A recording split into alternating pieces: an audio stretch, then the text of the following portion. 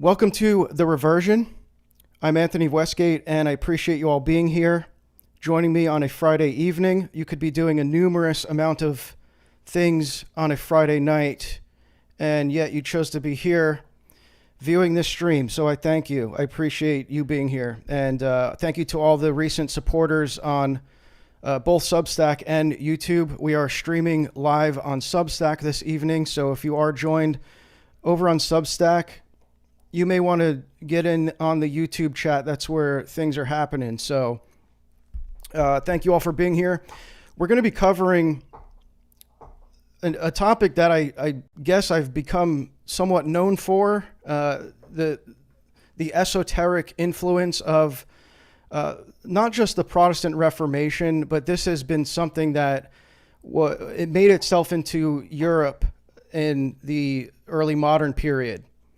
So we're going to be tracing back the beginnings of this, at least I'm going to try to here, and show how it was already present, especially in Reformation Germany. And, this has become something that I'm invited on some podcasts now to talk about this. And, it's not really a new finding. There's a number of Catholic historians who have been writing about this for many years.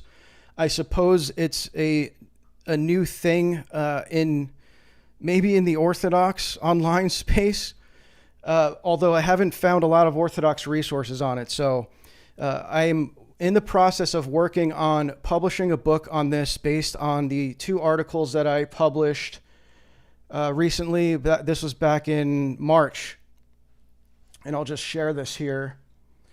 And I'm sure many of you are maybe familiar with this, but here's the articles. And so I'm doing a lot of work to revise this, and there's going to be a lot more material in here that is giving more context, setting the stage, describing what a lot of this stuff is, because a lot of readers have noted that I kind of take things for granted, and I assume that these concepts are understood to some degree. And so I've made great efforts to set this up and introduce what all these crazy terms are. A lot of them are deeply esoteric, involved in Kabbalah or alchemy. And so I give a lot more historical context. So the articles as they're presented right now are going to be, the information is going to be presented a lot different in the books. That's what I'm trying to say. And so why is this topic even important? Well, because this is, in my opinion, the best way to understand the influence of the modern world. When you understand the syncretic religion that kind of undermines everything, as taking its hold in Europe during the Middle Ages, and with its preceding Enlightenment and Reformation, Renaissance especially. So we're going to be looking at all of this. I'm really going to try to tie things together as best I can, but here's my disclaimer. I don't have anything presented in a structured form. This isn't going to be like a lecture or, this professional kind of academic presentation. I'm just going to show you some of the recent research that I've discovered that really ties, I think, my central thesis together. And what I realized was I was kind of looking not in the wrong places, but I wasn't getting the full context from what I was looking at, which was specifically Kabbalah. And so, if you look through this article here, and by the way, this isn't even presented in the same order in which I'm presenting it in the book. So, there's 2 of these articles, and a lot of it is, between the first one and the second one, it's not really in a particular order. So I tried to make it somewhat linear, but I'm not going to present it this way. So, if you go down to this section here, which got the most attention because obviously everyone wants to know about Luther. What was Luther's role in this? Even though Luther is not even, in my opinion, central to this thesis, Everyone wants to know, oh, did Luther, was he a crypto-Kabbalist? Was he involved in the occult or something? And so a lot of this came into question, understandably.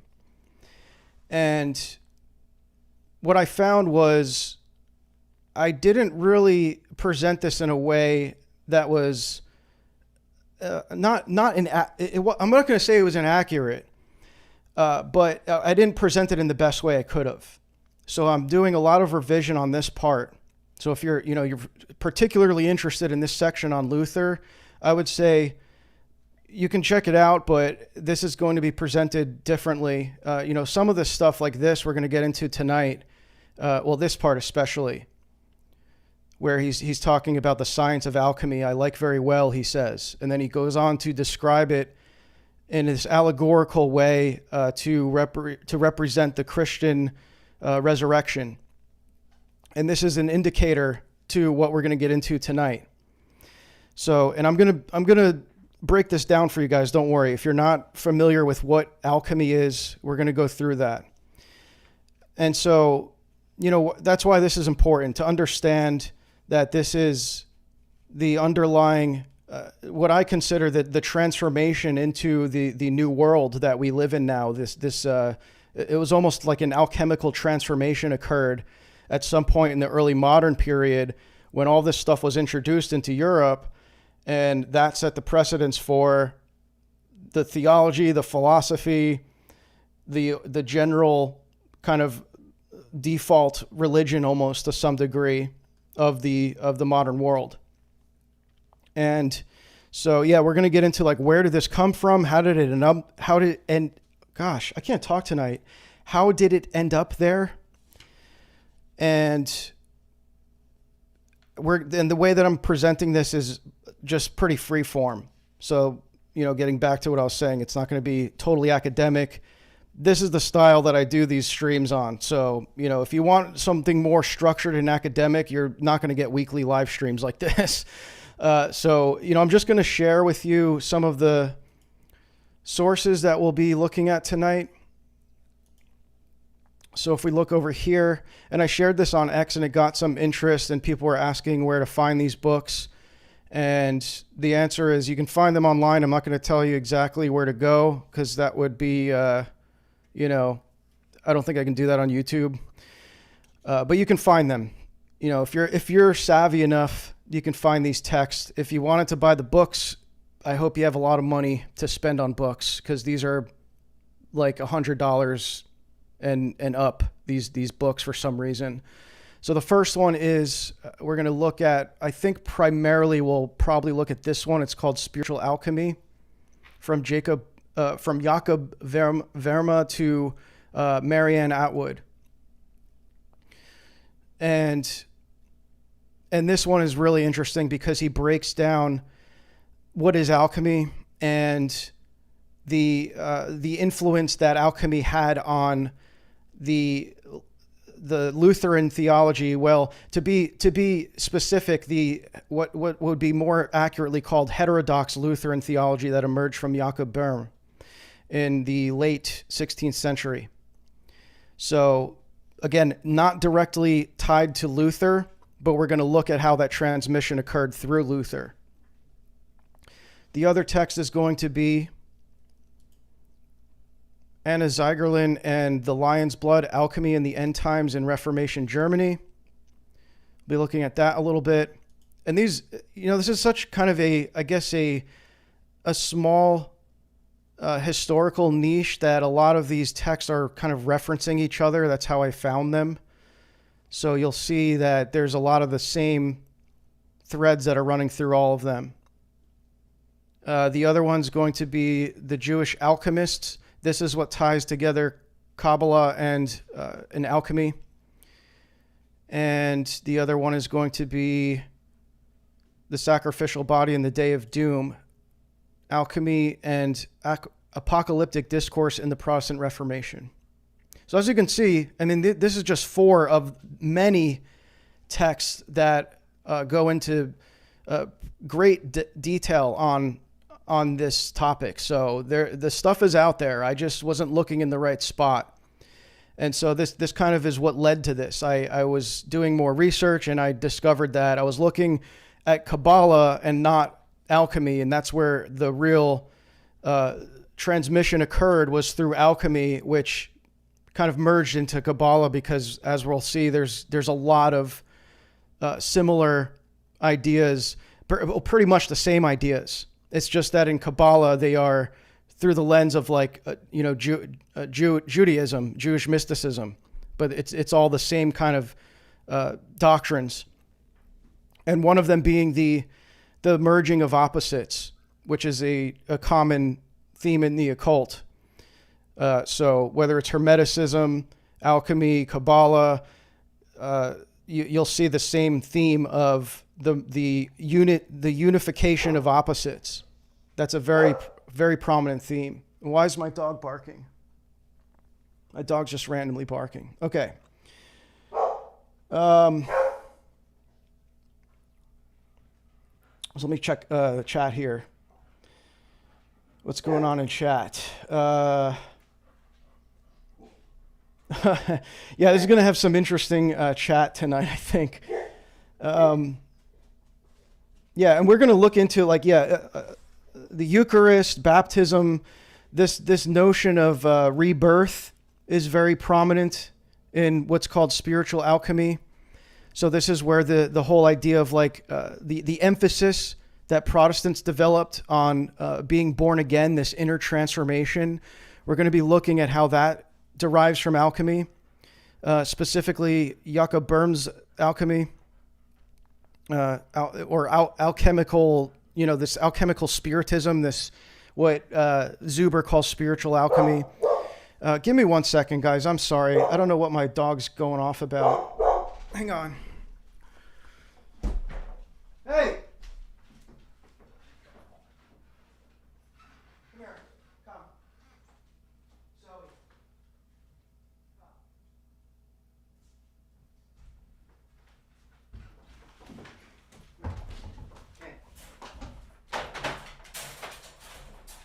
Come. All right. Sorry about that. Okay. So, all right, let me just make sure we're all caught up here. Yeah. So, yeah, we're going to look at some key events that occurred. So let's just get into it. I think I've rambled enough about what we're getting into here.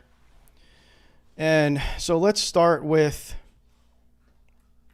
the text. Well, what I could really start with is you guys will get, I guess, a little bit of a preview to the book, which I'm, again, still writing. So what you're going to be looking at, if I show this text here, is very rough. It's not, I'm in the process of writing it. So I'll show some of this here. Actually, yeah, I'm just going to show the source material here. That'll probably be a better start. So let me put this up. And I'll make this a little more readable here. What we'll look at first is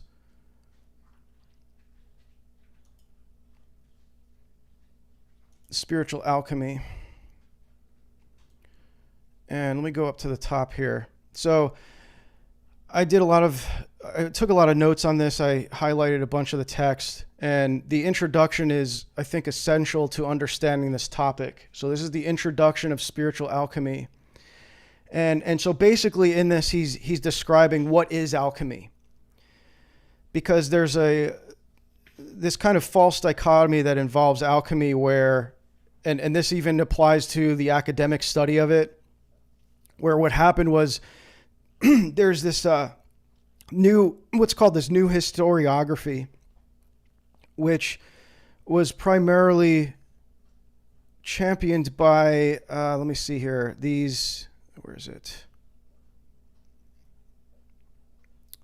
These two guys who wrote, Newman and Principi, I think that's how you say that.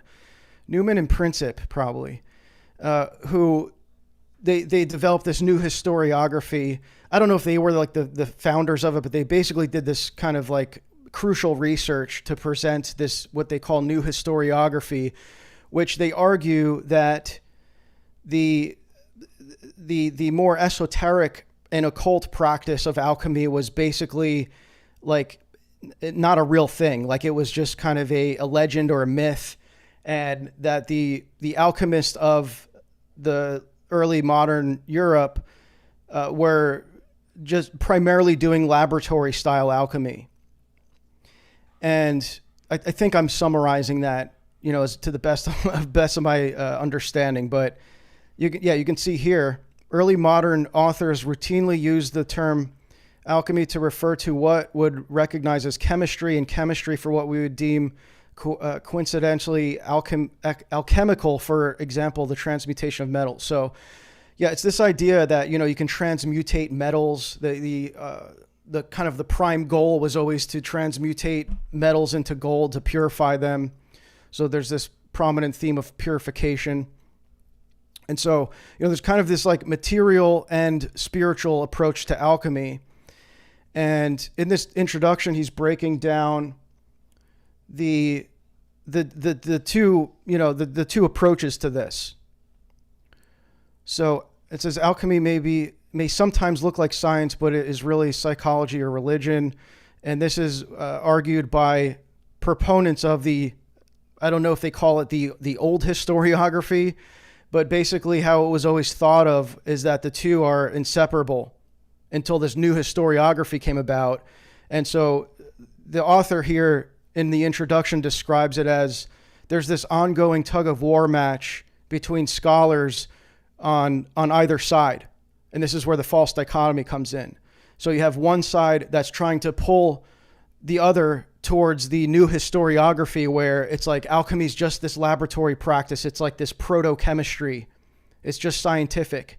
And then you have the other side that's trying to pull it towards the occult side and say that it's actually more spiritual. And what the author Zuber argues is that alchemy is the rope in the tug of war game. And so essentially it's both. And you have these two conflicting views that are trying to pull it over to their side and make it one or the other. But he argues that the spiritual alchemy and the laboratory alchemy are inseparable. And so he says that, we're going to look at this from a non-biased approach. And what you'll see when you look, especially in the early modern period, these proponents of alchemy, they are using heavy allegories to describe these spiritual concepts. So they're using like this notion of transmutation and purification to describe like the inner self, the transformation of the inner self. They start applying it to Christian theology, and so he goes into here. The alchemist Zosimus of Panopolis in Hellenized Egypt, for instance, was familiar with Gnostic teachings that emphasized humans' need for salvific knowledge to escape the prison of the mortal body and return to the divine. He interspersed his alchemical treatises with various dreams or visions based on the apocryphal book of Enoch. Zosimus even held that fallen angels had taught humankind the art of alchemy. And that's in Enoch 1. There's the story of the fallen angels who introduce alchemy, technology, cosmetics. I think the other one is like botany, right? Like all these what they call heavenly secrets in Enoch to man, which is interesting. I always wondered, like when I was really into psychedelics, I would always be kind of perplexed of like how the ancient peoples discovered that these certain plants, when you mix them together, they have this chemical effect on the brain. Like how many centuries did it take them to experiment with all different roots and chemicals and plants and things like that to get the perfect combination to have this experience. And what Enoch, the apocryphal book of Enoch proposes is that actually the fallen angels just taught them to men. Like we weren't even supposed to know about it. Now, I'm not here to argue one way or the other for the validity of Enoch, but I can tell you that Enoch 3 is the basis of what's now known as Kabbalah. And in the ancient world, it was like the proto version of Kabbalah was Merkaba mysticism, which is based on the vision of Ezekiel that he had in his vision, the vision of the chariot. I'm sorry, I'm like stuttering like crazy tonight. The vision of the chariot in Ezekiel's vision. So Merkaba mysticism means chariot mysticism, and it later developed into Kabbalah. So, very prominent throughout these Western esoteric traditions, this notion of communicating with angels, which John Dee was a big proponent of, and you see that also in a lot of the even modern kind of millenarian sects, and even in Joseph Smith. Like Joseph Smith thought he got his vision from angels. He was skyring, meaning he was looking into gazing into crystals to communicate with angels, right? So, I mean, these are demons. Alchemy, let me see this here. Alchemy is the wish dialectic that reconciles opposites to create annihilation and about. Yeah, exactly. So, we're going to see this theme of the merging of opposites throughout all of this stuff. I mean, they even, the Christian alchemists even used this merging of opposites to describe Christ himself, like as the philosopher's stone. The common theme of, you see this all throughout Kabbalah as well, which I write about in the book. So this is another concept that I tried to take more time to introduce to understand this concept of the merging of opposites, which is the Shekinah. So the Shekinah in Kabbalah is represented as the feminine half of God, and it involves this theurgy to unify the two these two emanations in the Sifrot. The one being the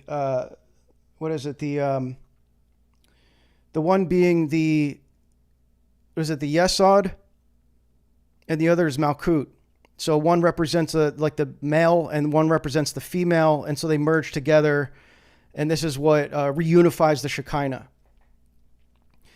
So, and I go into this in the article as it's there right now, where this is one of the rituals involved in this is where you see the Jews, the Hasidic Jews at the Wailing Wall, as they call it, doing that kind of like air humping.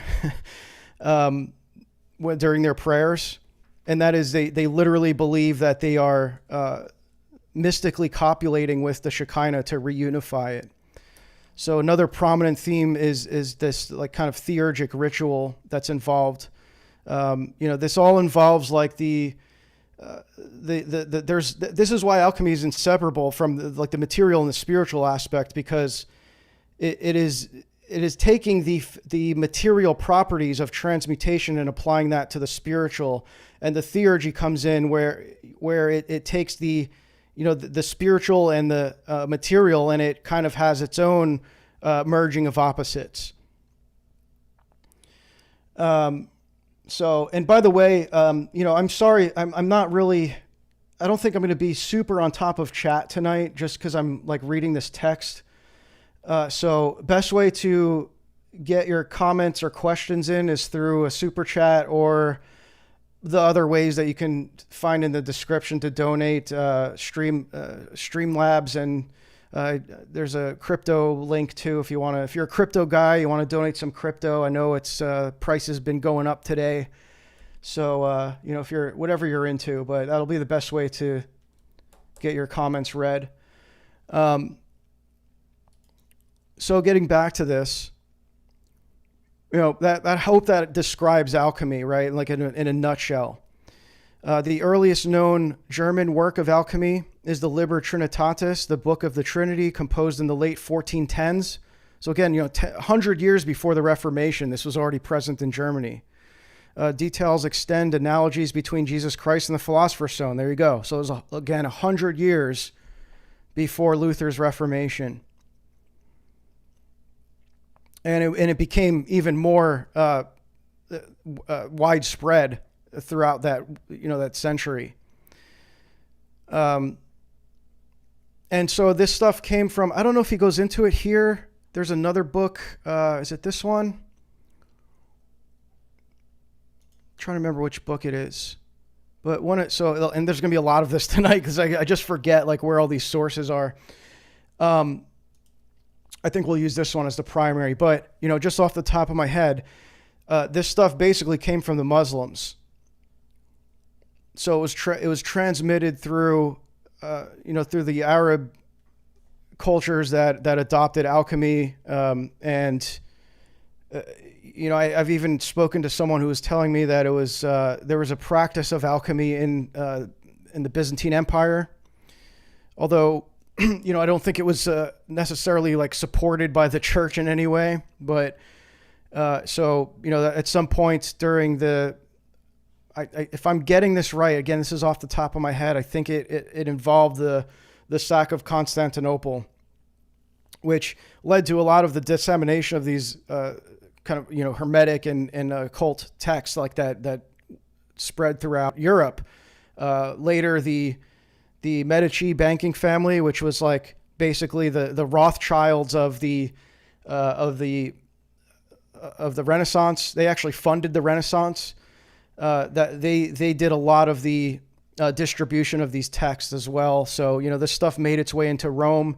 There's another great book for this if you're interested in the topic of how Hermeticism, Kabbalah, and alchemy ended up in the Roman Catholic Church. You can read Michael Hoffman's 700-page tome, The Occult Renaissance Church of Rome, which goes into a lot of pretty surprising events that occurred that I didn't know anything about, and even involving I think it was Pope Alexander, I forget which number, but there was basically a Medici Pope who had a great interest in Hermeticism.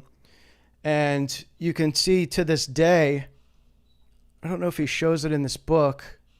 Let me pull this up because this is worth showing a visual of. To this day, you can see Hermetic frescoes in the Vatican in the Borgia apartments. So let me just show you what that looks like.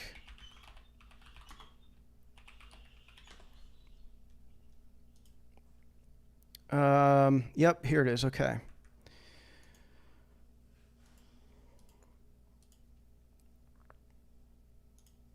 So you can see some of these frescoes that are depicting, that's Isis in the middle. And I believe this is Hermes Trismegistus here. Hermes Trismegistus, by the way, is like this kind of mythical figure who was kind of like the pseudepigraphal author of the primary Hermetic text, the Hermetic corpus, basically. And the belief at the time was rooted in Prisca Theologia, which is this notion that the most ancient religion is the most true. And the presupposition was that this was the most ancient religion because this is like the esoteric secrets that were transmitted to Abraham and Moses by angels. So it's like, just passed on through oral tradition, I guess. And so he's seen as this kind of like, early like ancient Egyptian figure. And so that was the thought at the time of the Renaissance. That was later debunked by Isaac Casaubon, who effectively kind of dismantled the study of, at least like the serious academic study of Hermeticism, when he found that the dating is a later dating than they thought, much later, because there's all these references to Neoplatonism in the Hermetic text. So it's like that just can't be that ancient if it's referencing all this Neoplatonic stuff. So one of the primary figures for the dissemination of Kabbalah, especially into, so here's another one, by the way. This is Hermes in the middle, again, in the Borgia apartments in the Vatican. So it's like, how did that get there?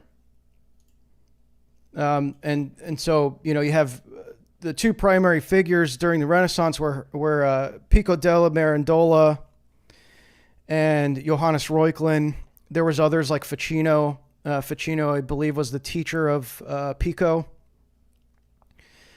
And, there's a lot of figures. Like this is all off the top of my head. So there's a lot of figures and things that I'm skipping over here. Like I said, very informal presentation here, but I'm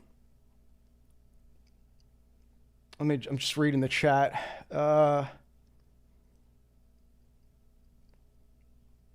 Most of so-called Christian arts was produced by artists who were occultists. I would say that's probably somewhat true for like Renaissance and post-Renaissance, Western Christianity.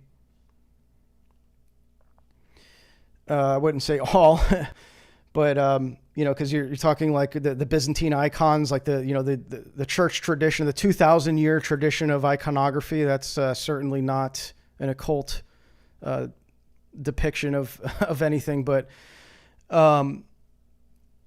So yeah, let me get back to the text here.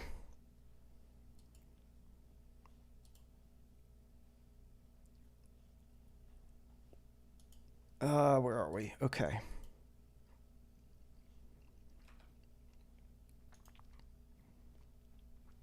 And what's this? Okay, so this is the Occult Renaissance Church of Rome.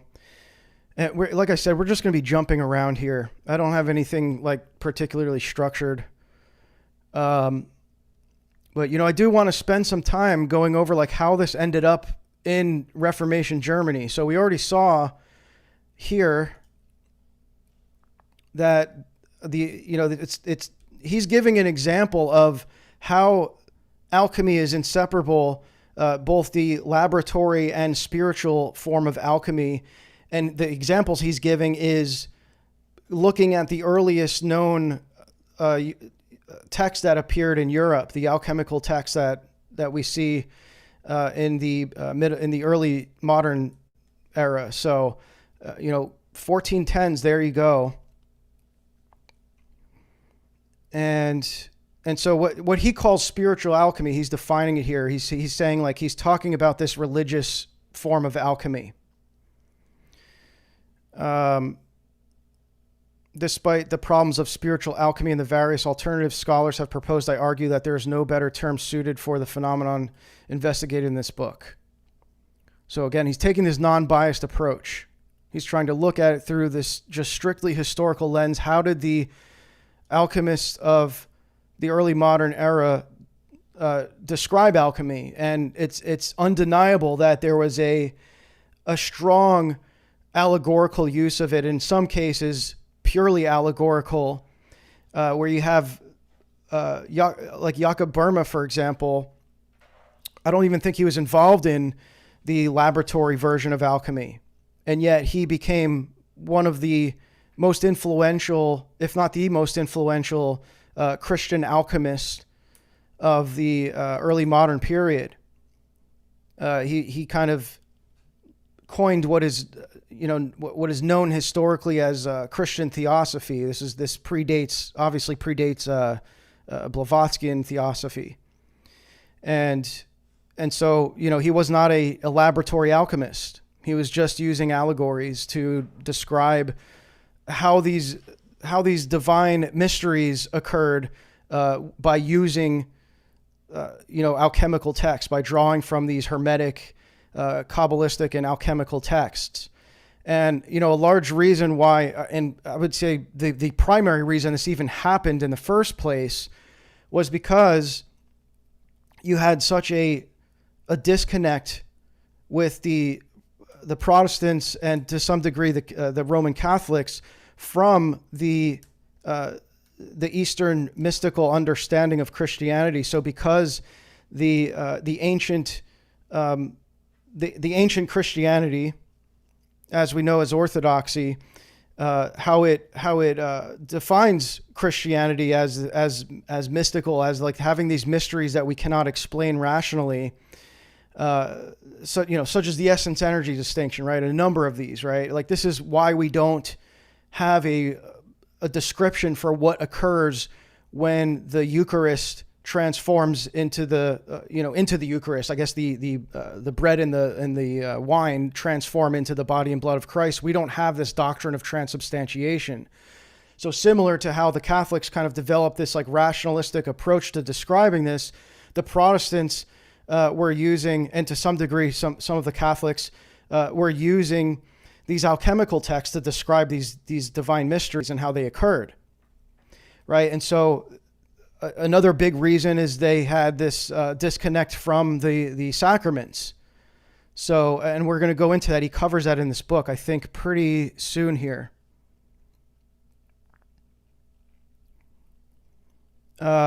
Furthermore, in a theory popularized by medical iconoclast Theophratus Paraclesis. Okay, so I think Paraclesis is his name, as he's known in a short form of that name. The three principles, Mercury. Yeah, this is Paracletian alchemy here. There's three principles, Mercury, sulfur, and salt, and they correspond to spirit, soul, and body. In this manner, alchemical Paracletianism contributed to the spread of a trichotomous anthropology among religious dissenters in the late 16th and throughout the 17th century, particularly in German-speaking Lutheran contexts. It was in this intellectual, rigorous, and cultural environment that spiritual alchemy developed.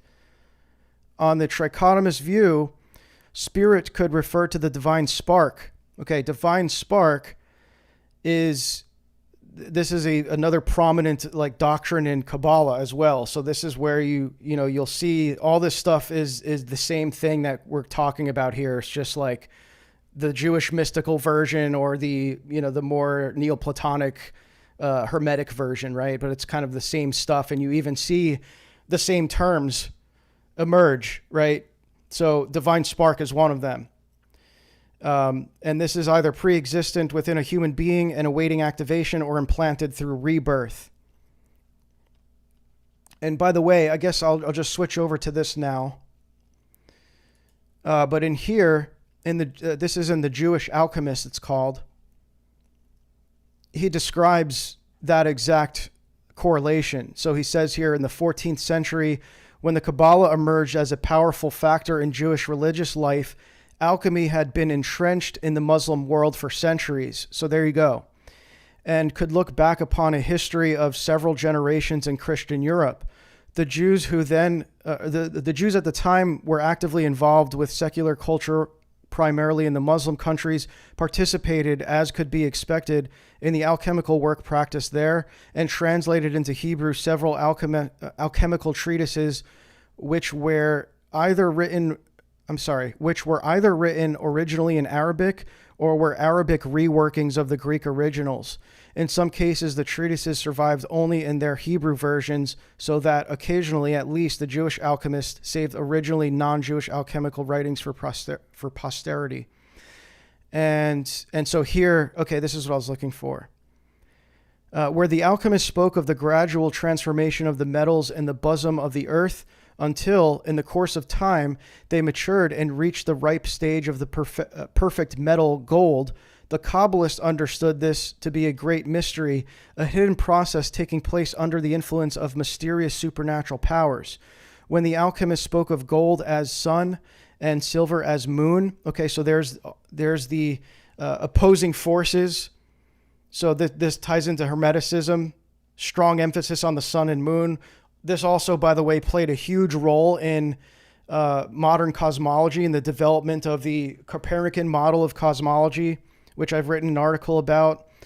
And, like these figures like Copernicus himself, Isaac Newton, they were really super into Hermeticism and alchemy. In fact, Isaac Newton was the first to translate the Emerald Tablets, which is a Hermetic text, into Latin. And so when it says, when the alchemist spoke of gold as sun and silver as moon, the Kabbalists sensed in this a reference to the mysterious influences emanating from the supernatural or the supernal realm and exerting an effect on the likewise mysterious spiritual essence contained in earthly substances. There was, moreover, a certain a priori affinity between the world view of alchemy and that of the Kabbalah. The alchemists considered all existing things, whether mineral, vegetable, animal, or human, as containing a basically identical essence. This is emphasized in every study discussing alchemy, and an almost identical doctrine underlay Kabbalistic thought. So there you go.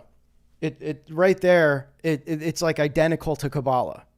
So like alchemy, Kabbalah, same thing. We're talking about the same thing here.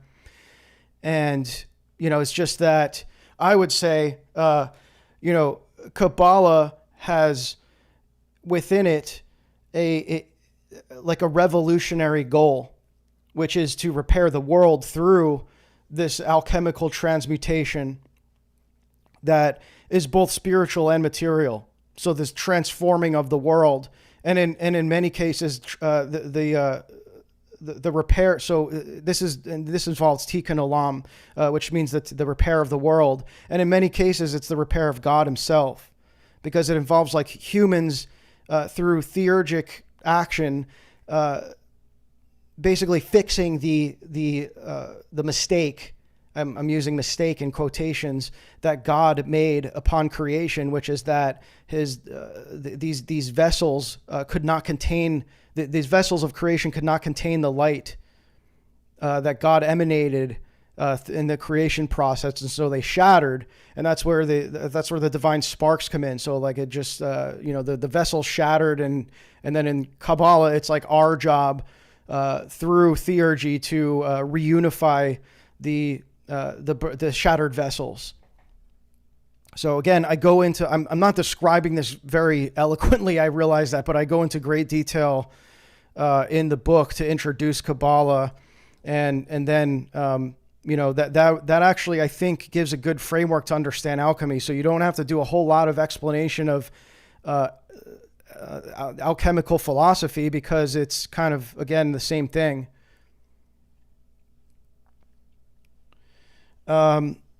The alchemists, building on concepts of ancient Greek philosophers such as Empedocles and Aristotle, postulated 4 elements: fire, water, air, and earth, indwelling all the existing substances, each in a specific portion of its own. In this, again, there was nothing extraordinary for the Kabbalists, who readily adopted and spiritualized the idea by the simple expedient of pronouncing it a supernal mystery. Did I just read that twice? I apologize if I did. Okay, so more here. And this, again, is the Jewish alchemist, it's called. An original contribution of the Kabbalah to this alchemical worldview was the mystical theory that there was a dichotomy or duplication between the two worlds of the above and the below. And so this is from Hermetic, this is like a theme in Hermetic literature. So, you'll see this in the depictions of Hermes Trismegistus, as above, so below, right? This is seen in the depiction of the Baphomet, this androgynous, like demon-looking thing. And so again, the androgyny, it represents the opposing forces merged together. So you have like this hermaphrodite type figure, which is also seen in Kabbalah as Adam Kadmon, the primal man, as they call it. And this the merging of opposing forces, by the way, is what is the symbolic of the Antichrist. Not as the figure itself, but like as the collective mind that sets the precedence for Antichrist.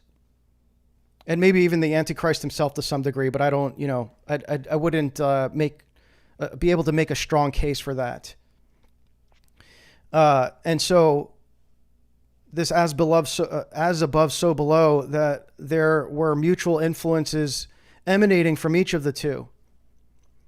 And that not only did powers from the above, such as the power of the spiritualized sun, so again, that sun and moon, bring about a ripening into gold of the metals down here below, as alchemy taught. But also human acts down here could produce major changes in the above, as, for example, when King David brought about the, quote, perfection of the moon. Thus, for Kabbalistic alchemy, there was only a mystery of the 7 metals, but also a mystery of the supernal and the lower silver and gold. and a rich array of other such discoveries of mysteries in the physical realm. So you see there the inseparable aspects of alchemy being both material and physical. The material being the laboratory kind of proto-chemistry type of alchemy, and then the spiritual being spiritual alchemy, this transmutation of the soul, or the inner self. Below is hell. Yeah, yeah. Well,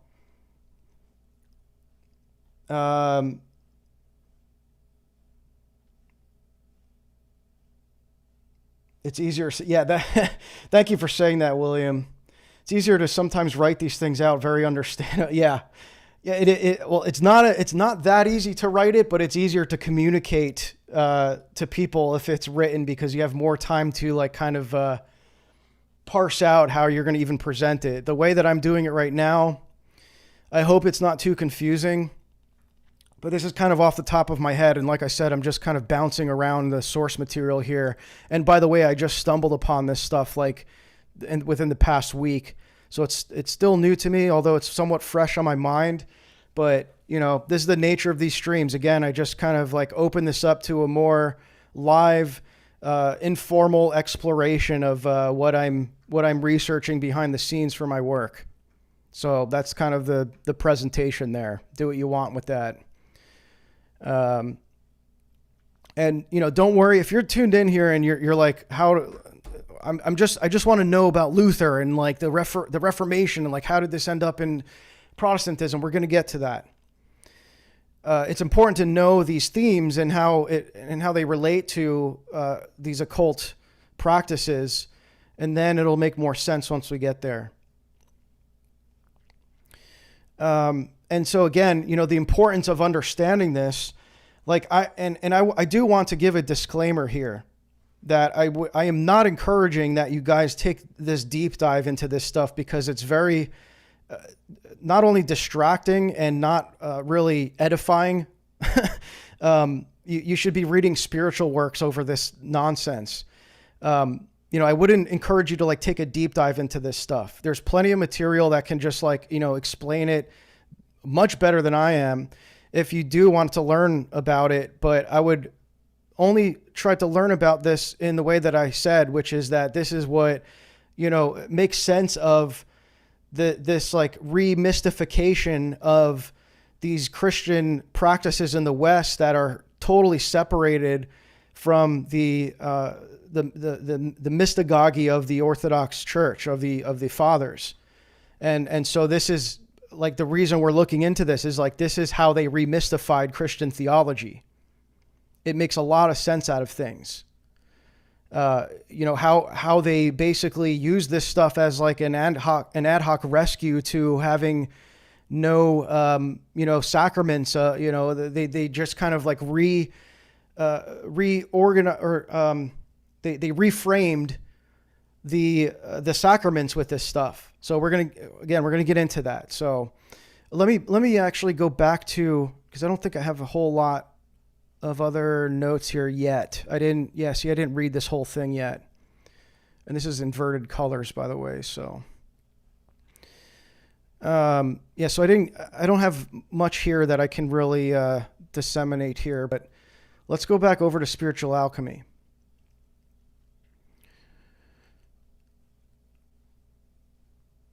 So we got into paraclesis.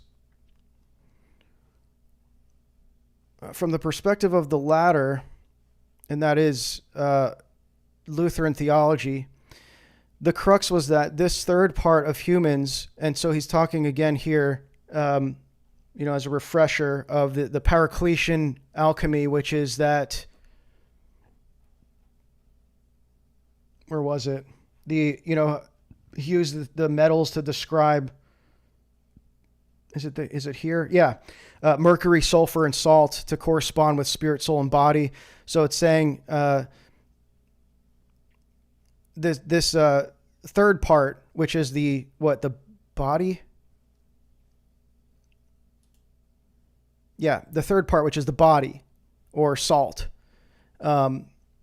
was not only immortal but divine. It was quite literally a part of God and would return to God after death. This view had far-reaching heterodox implications. Sometimes the third component was effectively tied to an internalized Christus in nobis, or participation in Christ's heavenly ubiquitous body, doing away with the need for the outward rituals of baptism and the Eucharist. There you go, right there. So again, this literally, alchemy can be described as the vehicle in which they, in this case, the heterodox Lutherans used to replace the sacraments of baptism and Eucharist, or at least to kind of like reformulate them. Not that they believed there was no need for them. I don't know about like Jakob Böhme specifically, or like, Paraclesis, but, again, these guys were heterodox Lutherans. So if you're tuned in and you're like a confessional Lutheran and you're like, this is nonsense or whatever, it's like, it's making a specific distinction that this was later in the late 16th century that this stuff started to develop from these like sects of Lutheran. So already, within 50 years of the Reformation, I mean, even earlier than that, but I mean, you start to see even the Lutherans start to split into these sects and adopt these alchemical practices and integrate them with their theology, which again, it was already there in Germany. So it was like the Reformation was like fighting against the forces of this stuff. I mean, I wouldn't even say they're fighting against these forces. It's just, this was the underlying precedence for the Reformation. So it was a matter of like, to what degree did this stuff make its way into Reformation theology? So, when I talk about like, it's really hard to talk about this stuff in a way that it's like not generalizing to some degree. Cause like when you say that, like, even the way I've titled the stream, the articles, whatever, it's like Protestantism. Okay. Well, does that mean all whatever 40,000 sects of Protestantism? No, it's like, how else do you describe what the version of Christianity that was birthed in protest against Rome? How do you describe that in a broad sense? If you were to mention all the factions, the different sects and denominations that are represented here, it would be just like unfeasible to do that. So, and that's not even how the historians do it. So like in this case, he's just prefacing it with like, at the time, these were heterodox Lutherans, but you'll see later that just kind of merges even into like Orthodox Lutheranism.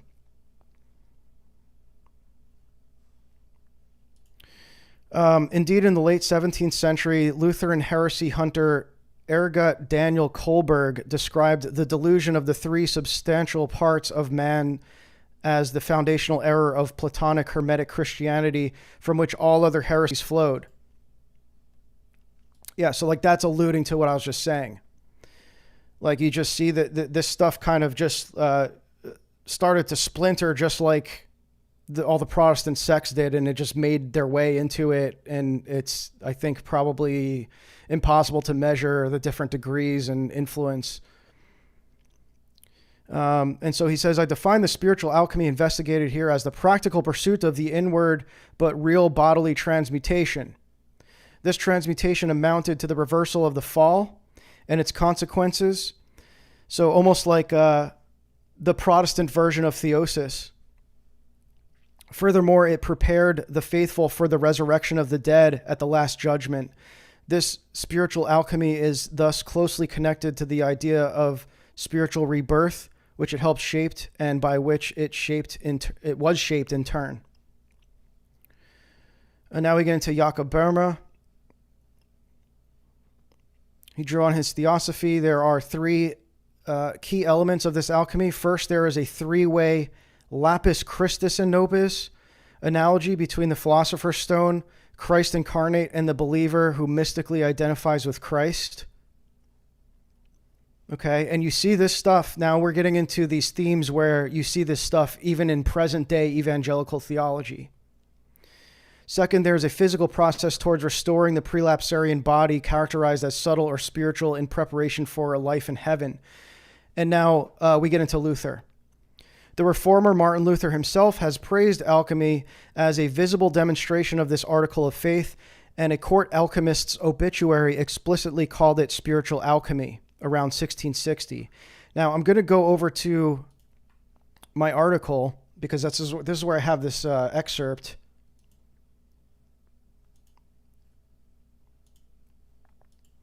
And we're going to look at, now this is going to make more sense to you.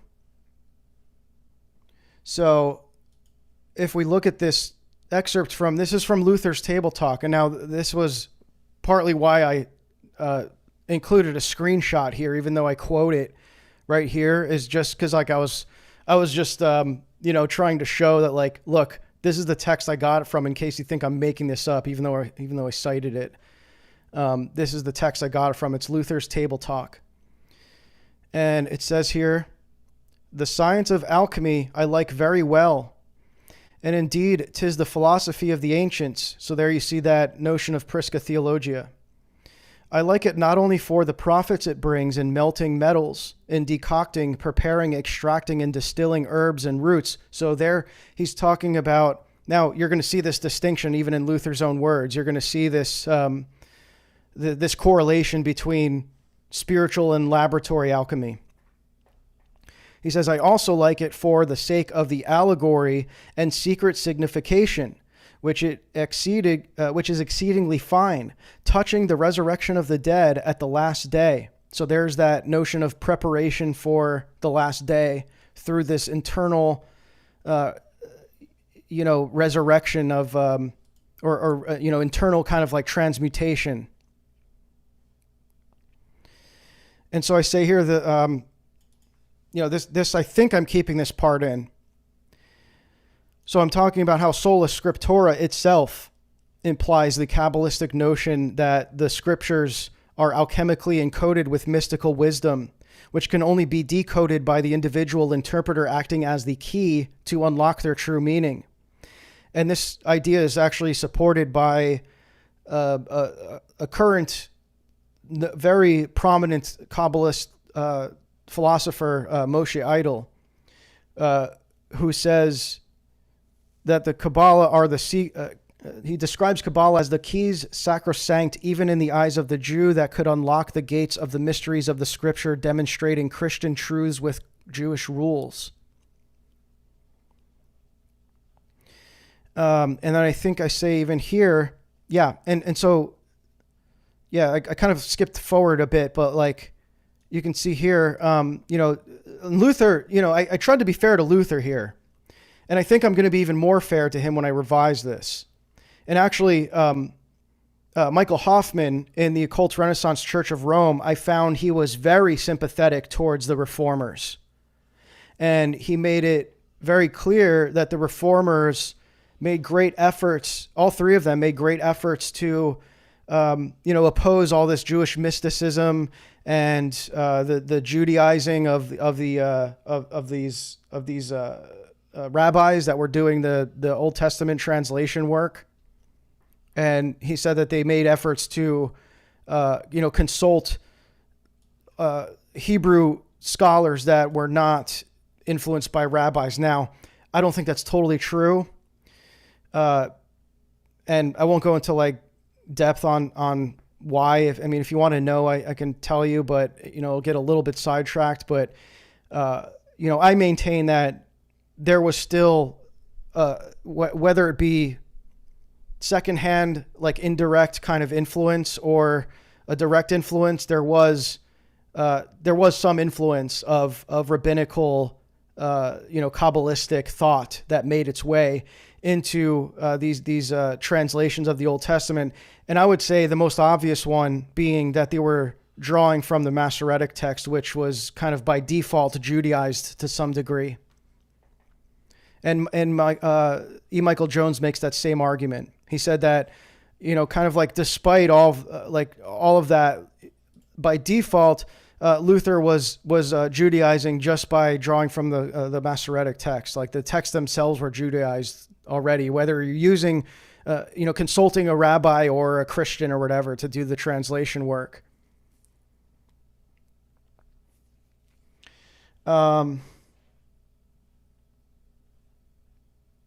Okay, so yeah, and so we went over that part. And then I say here, these are my own words, but nevertheless, in light of Luther's sola fide doctrine, which is where he's here describing sola fide as true Kabbalah.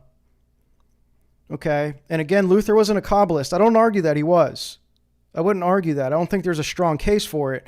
But this, I think, at least is an evidence to how prominent Kabbalistic learning was and Kabbalistic thought was in Reformation Germany. Why would he even be mentioning that true Kabbalah?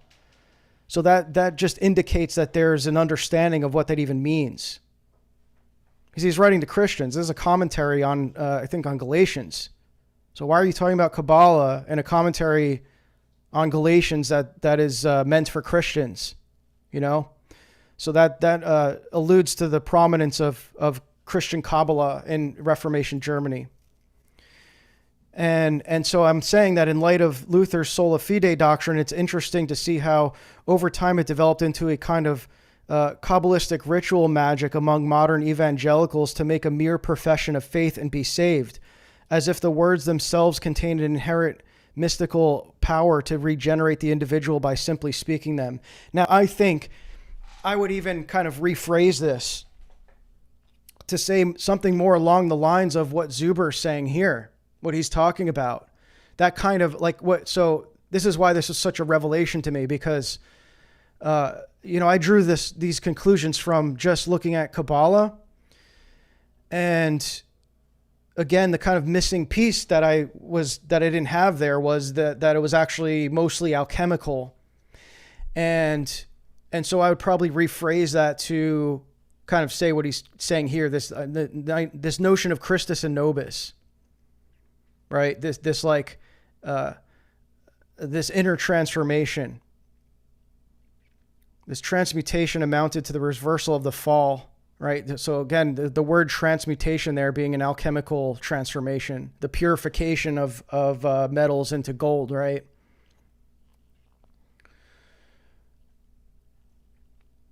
I could have gotten much more I could have done a job on Luther if I wanted to. I just don't think that it would have been able to hold up to much scrutiny. I've seen some historians argue that he was a crypto Jew. And it was just the evidence is people accused him of that. So I'm not, particularly interested in including that kind of thing. He was accused of being a crypto Jew. Well, I just that's what people said because they didn't like someone or they thought he was Judaizing. Everyone was accused of being a crypto Jew back in those days. And, another thing that I want to preface here, I get another kind of pushback I get from this is oh, but Luther wrote, on the Jews and their lies. He couldn't have been influenced by, rabbinical thought and consulting these rabbis and stuff because he was a famous anti-Semite. And actually, in both Michael Hoffman's work and E. Michael Jones's work, they multiple throughout their treat throughout their look into the history, they make it very obvious that these guys were pretty much all anti-Semites, to varying degrees. So they weren't this stuff isn't synonymous with philo-Semitism. Even the adoption of Kabbalah. So Johannes Reuchlin is an example, right? Johannes Reuchlin famously fought the battle, what's called the Battle of the Books, or I think the pamphlet wars or something like that, where basically at the onset of the invention of the printing press, we can actually look at this in my manuscript, be able to describe it better. So this is in here. We'll look at this part. So I'll start here. Moravian Catholic theologian Johannes Peppercorn began to publicly expose, let me make this bigger, Jewish blasphemies against Christ and the Theotokos in the Talmud, along with many other esoteric teachings. Jewish subversion in the church remained a widespread problem throughout Europe, and as a convert from Judaism, Peppercorn believed it was the duty of all Christians to expel the Jews, a solution that had reunited the people of Spain in 1492. But a necessary first step for Peppercorn was to collect and burn all copies of the Talmud. So this was at the onset of the printing press, like the first, what I call like the first viral information war, because this was a war fought by, empowered by the printing press through pamphlets. And so it basically turned into a flame war. So you have, he was authorized by Maximilian, the emperor, to confiscate all Jewish books. And this caught the attention of Reuchlin, who was a Catholic German humanist and Hebrew student of Maximilian's Jewish physician. Reuchlin believed Kabbalah was an essential lens for proper biblical interpretation, and that the magical power contained in the Hebrew language saved him from Solomonic black magic. So this is the kind of the pioneer of Christian Kabbalah. And so basically, I'll just summarize this as basically this whole thing was over what do we do with these blasphemous Jewish books? Do we, allow them to be mass printed with the printing press, or should they be confiscated, or should they be destroyed, right? And so Reuchlin was basically fighting to have them disseminated because he had, a lot of interest in it. And so right here, you see Reuchlin's response to the emperor would soon end up in the hands. So, and I'm kind of skipping ahead here, but basically, Reuchlin found no danger. He was commissioned to examine these books, and obviously he had a bias, and he found no danger in the teaching of the Talmud, claiming its slanderous passages about Christ, his mother, and the saints are just difficult to understand, which is kind of what the Talmudic Jews say. When the emperor repealed his edict of 1509 and 1510, all confiscated Jewish books were ordered to be returned. Reuchlin's response to the emperor would soon end up in the hands of Pfefferkorn, who reacted furiously with accusations of Reuchlin being a half Jew and a Judas. So there you go. This was the first flame war, known as the Battle of the Books. So this is very public dispute that was spread through the circulation of pamphlets, contained all these ad hominem attacks. So basically what you'd see today online on Twitter, like between, these two famous people. And this is basically what pitted the European intellectual world against their intellectual leaders against each other prior to the Reformation. So like the European intellectual world was already split prior to the Reformation over this dispute.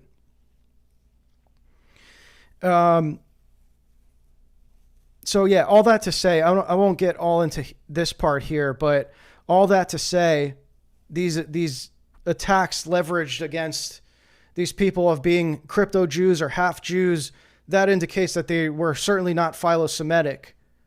Even though like what Reuchlin was the same way. He was like leveraging these same attacks, and he was not by any means a philo-Semite.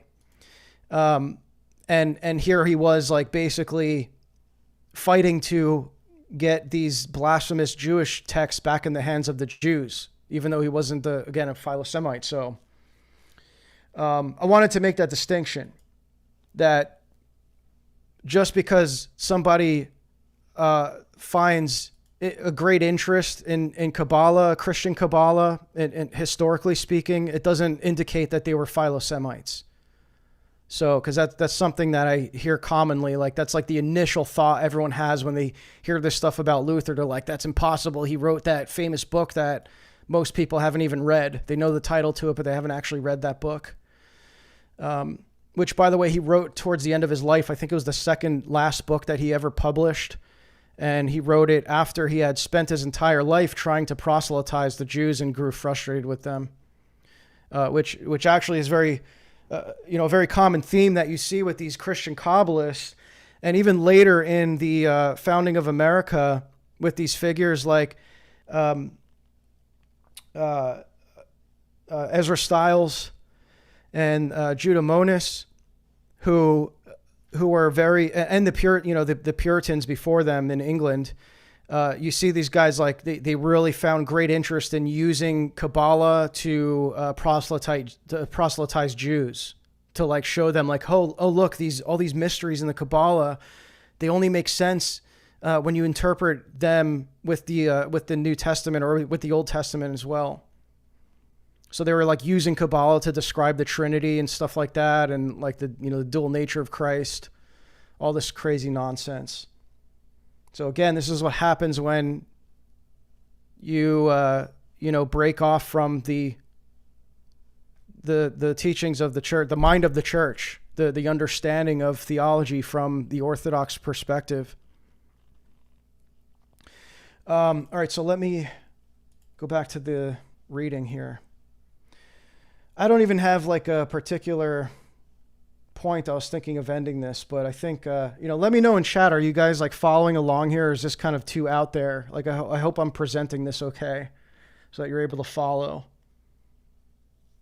Again, this wasn't meant as a lecture, so like, I'm going to try to catch up on chat here in a sec.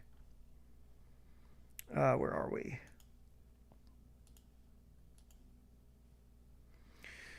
The irony of, what's this here? The irony of Kabbalah and alchemy is that the best way to manufacture gold is usury. Well, actually, that was a great argument that I read in the book. I think this was in the book Antichrist, the Fulfillment of Globalization. The author who I had on my podcast, GM Davis, he mentioned that exactly what you just said there. That the Federal Reserve basically fulfilled the alchemical pursuit of transmutating metal into gold, but they actually took it to the next level and created money out of nothing. Like they created gold out of nothing, essentially. So they didn't even have to transmutate one metal into gold. They just created gold out of nothing. So again, a lot of things like kind of make sense. Not that there's like a real alchemical transmutation happening, but like they make sense of a lot of things in the modern world when you understand that this was the precedence that they were operating under. So, I wouldn't be able to say like to what degree does this stuff actually manifest in the material world. Because they believe this is all like magic, basically. So it's like, how much of this is an actual kind of like magical thing occurring, and how much of it is just like self-fulfilling prophecy? I happen to think it's all self-fulfilling prophecy. And by what I mean by that is like this is the devil's philosophy. And what does the devil do when he in his influence of the world is he's driving everything towards the age of Antichrist. He's driving all of history to the end of the age. And so this is the playbook for that. So like this is basically the esoteric framework in which the world or world history itself is accelerating towards the age of Antichrist. So that's I think literally all it is. And it's just that as these things happen throughout time, it's just going along with like with the divine plan. So, and then here, okay, so here's a little bit about, let me get back to, I'm sharing the wrong window here. So yeah, you have that three-way kind of, the lapis Christus, as it's called, or lapis Christus and nobis analogy between the philosopher's stone and Christ incarnate. So like, again, they believe that Christ incarnate is like this, is represented in the philosopher's stone, like this perfection that occurs of like the ultimate kind of transmutation, which again relates to Kabbalah in this notion of Adam Kadmon, the primal man, who is the merging of opposing forces.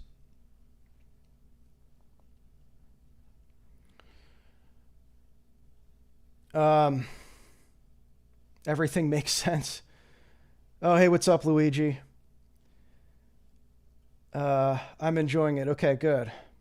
Glad you guys are able to follow along to some degree. It's hard for me to know because I'm just so like, this is all fresh on my mind. Like I said, I'm still writing about this. So it's like, stop me if I am kind of getting too ahead of myself or explaining concepts that you don't understand. So here we go. The reformer Martin Luther himself praised alchemy as a viable demonstration of this article of faith. And okay, yeah, I already explained that part. Yeah, we went over that. The practical pursuit of that process of spiritual rebirth and its bodilessness through devotional acts or mystical paths. By practicing spiritual alchemy, the individual believer actively nourishes the new birth within by means of prayer, penitence, ascetic deeds, or other rituals, which may also be purely internal or contemplative. So again, it's like kind of, a lot of this does like kind of resemble what, ways, like certain ways that it might be described in Orthodox theology. But when you realize what it's actually implying, it's just kind of like, all these like word concept fallacies.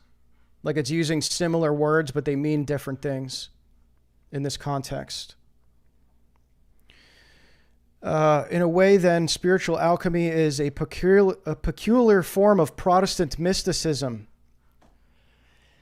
So again, confirming kind of like what I'm trying to get at in my original thesis that I'm now revising, which is more focused on Kabbalah.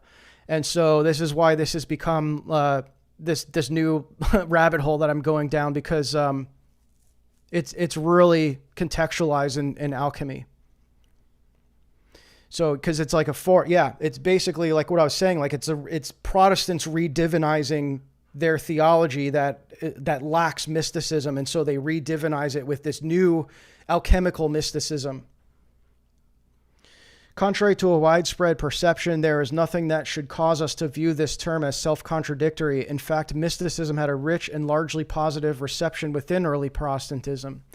Yet the core three elements of spiritual alchemy do subtly depart from Lutheran orthodoxy by internalizing Christ, emphasizing rebirth and requiring individual agency, respectively.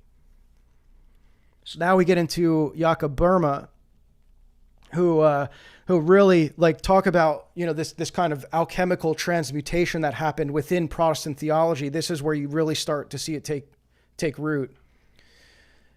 So this is why it's like, it's a little frustrating for me when I present this material and everyone's just like hyper fixated on Luther. Cause I just see Luther as like this figure who is just, he played some role in the transmission of this stuff. Most of the impact that he had was on his on sparking this revolution.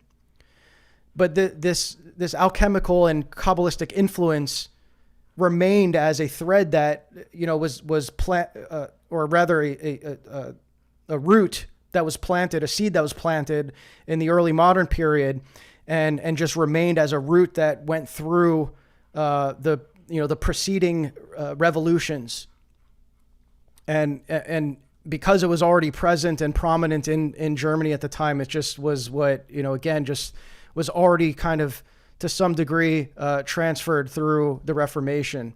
So Luther isn't like particularly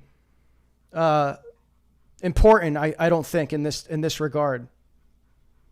I do think that it had some notable role to play in the fact that a major revolution in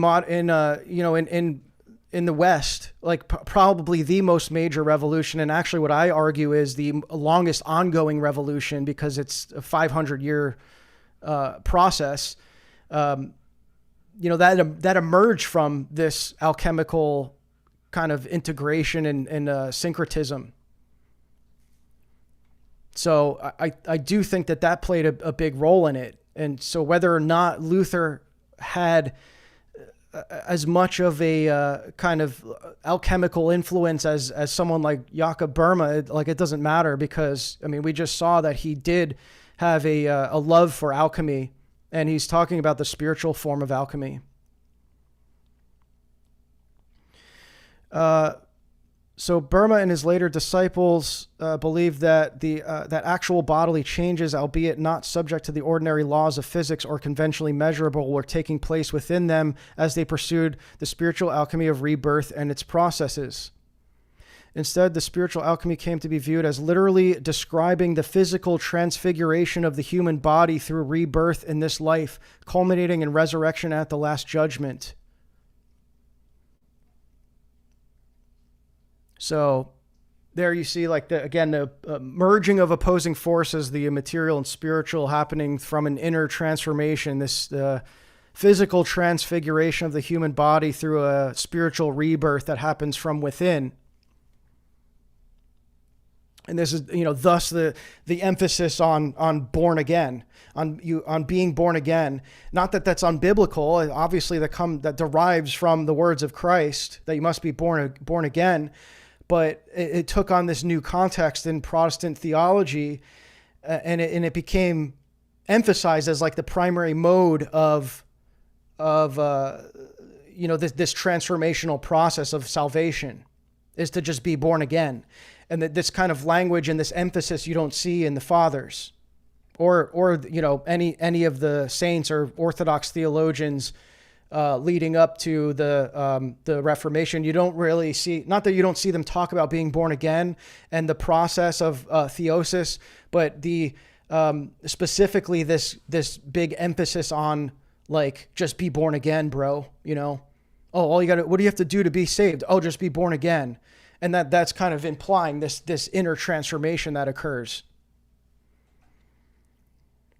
Without the means of an external a sacrament that's administered by the church. So again, it was used in replacement of those sacraments losing their mystical properties that kind of materialize in the physical world. In her study, Alchemy and Authority in the Holy Roman Empire, Tara Neumandahl, so this is the other source text that I have, which is this one here, the sacrificial body. So a whole other body of work that's being referenced here. So she makes this point with particular clarity. Whatever we think of alchemy today, it is essential to remember that many people accepted the basic principles of alchemy in early modern Europe, even the transmutation of metals, and could point to religious and natural philosophical justification for their belief. For all intents and purposes of historical inquiry, we must accept that, in the eyes of the early modern Europeans, alchemists did indeed transmute metals. Based on the features just described, I established that spiritual alchemy was shared, transmitted, or semi-independently rediscovered from Böhme to Atwood. Again, this is just in the intro. With broad brushstrokes, the story begins with an attempt to sketch the Reformation-era developments that provided the necessary preconditions for the spiritual alchemy of rebirth to take shape. That was what I just stumbled upon my own words to try to say, and he said it in one sentence there, that it provided the necessary preconditions for this spiritual alchemy of rebirth to take root. So that's what I argue, by the way, in my thesis before I even read this. So a lot of this was confirming my research, that the Reformation, again, regardless of Luther's involvement in Western esoteric practices, the Reformation itself became a necessary precondition for the dissemination of spiritual alchemy.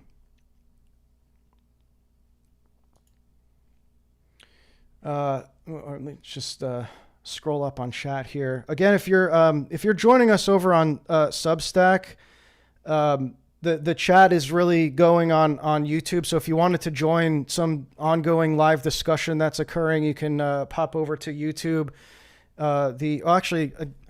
I'm just kind of saying that without you knowing what the YouTube channel is. Let me plug that into the chat here. So that's youtube.com/reversionist. So I'll just post the link in the chat there. I don't know if you can click that or not, but that's the link. So again, if you just wanted to join the discussion in the chat, you can go there. I don't know if it's very active over on Substack, but so in Verma's mature writings, the spiritual alchemy of rebirth comes into its own. Among his first generation of disciples, it was particularly the Silesian mystic Abraham von Frankenberg who absorbed and articulated the lessons of spiritual alchemy, presenting them as part and parcel of ancient wisdom shared by pious pagans, Gnostics, and early Christians. He then actively communicated these insights to his spiritual philosophical son, Seidenbacher. I don't know why I highlighted that. I'm not sure why I highlighted that one. Okay, maybe this is why it's giving context to that. So again, you see these same themes emerge that you see later in the 17th century among the Puritans in England, with all these millenarian sects starting to emerge from the integration of alchemy and Kabbalah, and I think even to some degree Hermeticism, but I think in that period in England it was primarily like Hebraic studies and Kabbalah, but alchemy was always there as well. So you just see like that just happens like just kind of as a natural outworking of all this Hermeticism and Neoplatonic thought emerging from Christian, like this is just Christian theosophy, basically, which is, largely attributed to Verma. He did so partly in unmarked additions to the writings of an obscure 16th century author, Bartholomeus Sclay. Subsequently, Dionysius Andreas Ferrer took the spiritual alchemy of rebirth to England. After spending a formative decade in Holland, in London he introduced it to an English audience. There you go. That's how it ended up in England. Ferrer received a delayed reception in the 19th century. Christopher Walton, a collector of Ferrer's manuscripts, and Thomas South, the father of Mary Ann Atwood. We're going to get into Mary Ann Atwood, maybe in another one, maybe in a different stream, because I haven't delved too far into her, but she's a huge figure in this transmission. So they discuss their shared youthism. Oh my gosh, enthusiasm. Wow, that's a major retard moment. They discussed their shared enthusiasm for Verma's expatriate expositor in letters written around the same time. South's daughter composed her suggestive inquiry. Okay, again, not sure exactly why I highlighted that. Here we go. Again, we're just entering chapter 1 here. Obviously, I'm not going through this whole book. This is a huge book. It's like 700 pages, but I think we can probably stop after this, but I definitely wanted to cover this part. Now we're getting into the juicy stuff. The Radical Reformation, Paraclesian Networks, and Pseudo-Weigelian Alchemy. Whereas most proponents of spiritual alchemy have tended towards viewing it as timeless, it actually originated in a very specific historical context. In an important sense, the alchemy of spiritual rebirth at the origins of born-again Christianity was a coincidentally German affair. When talking about the rebirth, most other European languages use the technical Latin term regeneratio or its vernacular derivatives such as the French regeneration. In stark contrast, German features the graphic Weidenberg, which Christ discusses in the Gospel of John. Okay.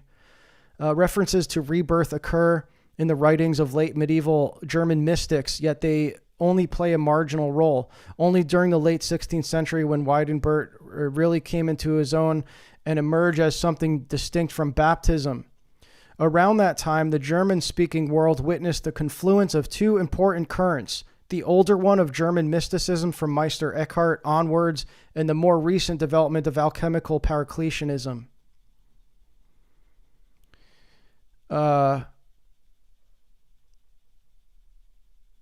Reformation era developments. So, all right, I'm just going to scroll to where I have stuff highlighted because I did read this already, I think. Although you can already see here, maybe this is important. According to Paracelsus' baptismal theology, a simple ritual involving water and accompanied by prayer imparted to those baptized a new, immortal body. This spiritual body of rebirth then had to be nourished through Christ's body and blood in the Eucharist. Böhme was to take up these core ideas, yet several important differences separated him from Paracelsus. Generally, there was a change in the state of alchemical theorizing about the mineral world. In the early 16th century, Paracelsus stood at the very beginning of a time during which there was a porous boundary between the alchemy and the world of mining, exemplified by Petrus Kresenmacher's Alchemy in the Alchemy in Mining in 1534. It is this context of alchemist engagement with the vernacular mining lore that a new understanding of the underground mineral realm began to take shape, one that was marked by death, decay, and rebirth like the earthly surface. Such an animate conception of the mineral world led alchemists and others who engaged with miners to increasingly speak of the birth, death, and occasionally rebirth of metals towards the late 16th century. In view of this trend, it becomes less of a coincidence that the spiritual alchemy of rebirth began to take shape in the 1590s.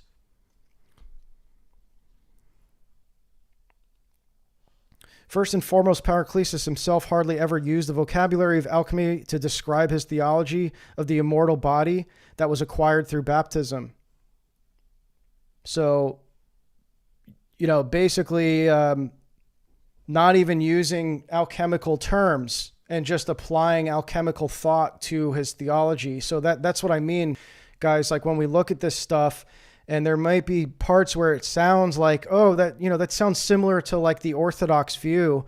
You have to realize that in some cases, this stuff is being presented as like these word concept fallacies, where like the words take on, maybe not even a word. I wouldn't even say it's a word concept fallacy. It's almost just like subverting the language itself. It's like purposely subverting and recontextualizing the language to mean something totally new.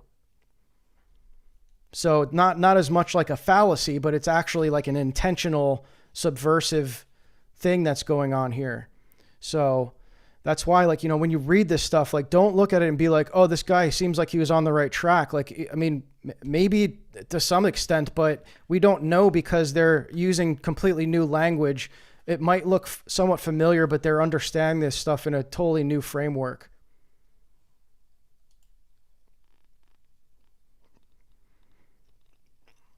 The second major discrepancy between Paracelsus and Böhme is theological and concerns the changing relationship between baptism and rebirth.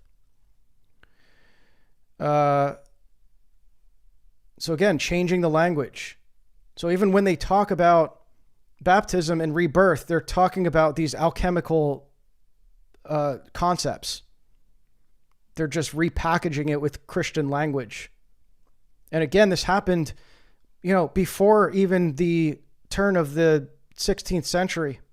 This was all still within, when did Luther die? Like, was it 1535? His son was still alive when this was going on.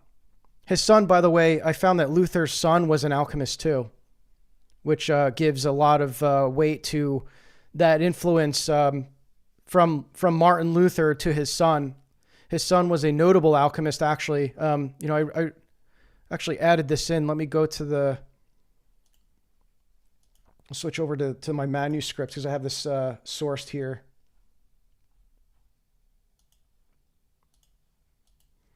So if I go over to the section on Luther,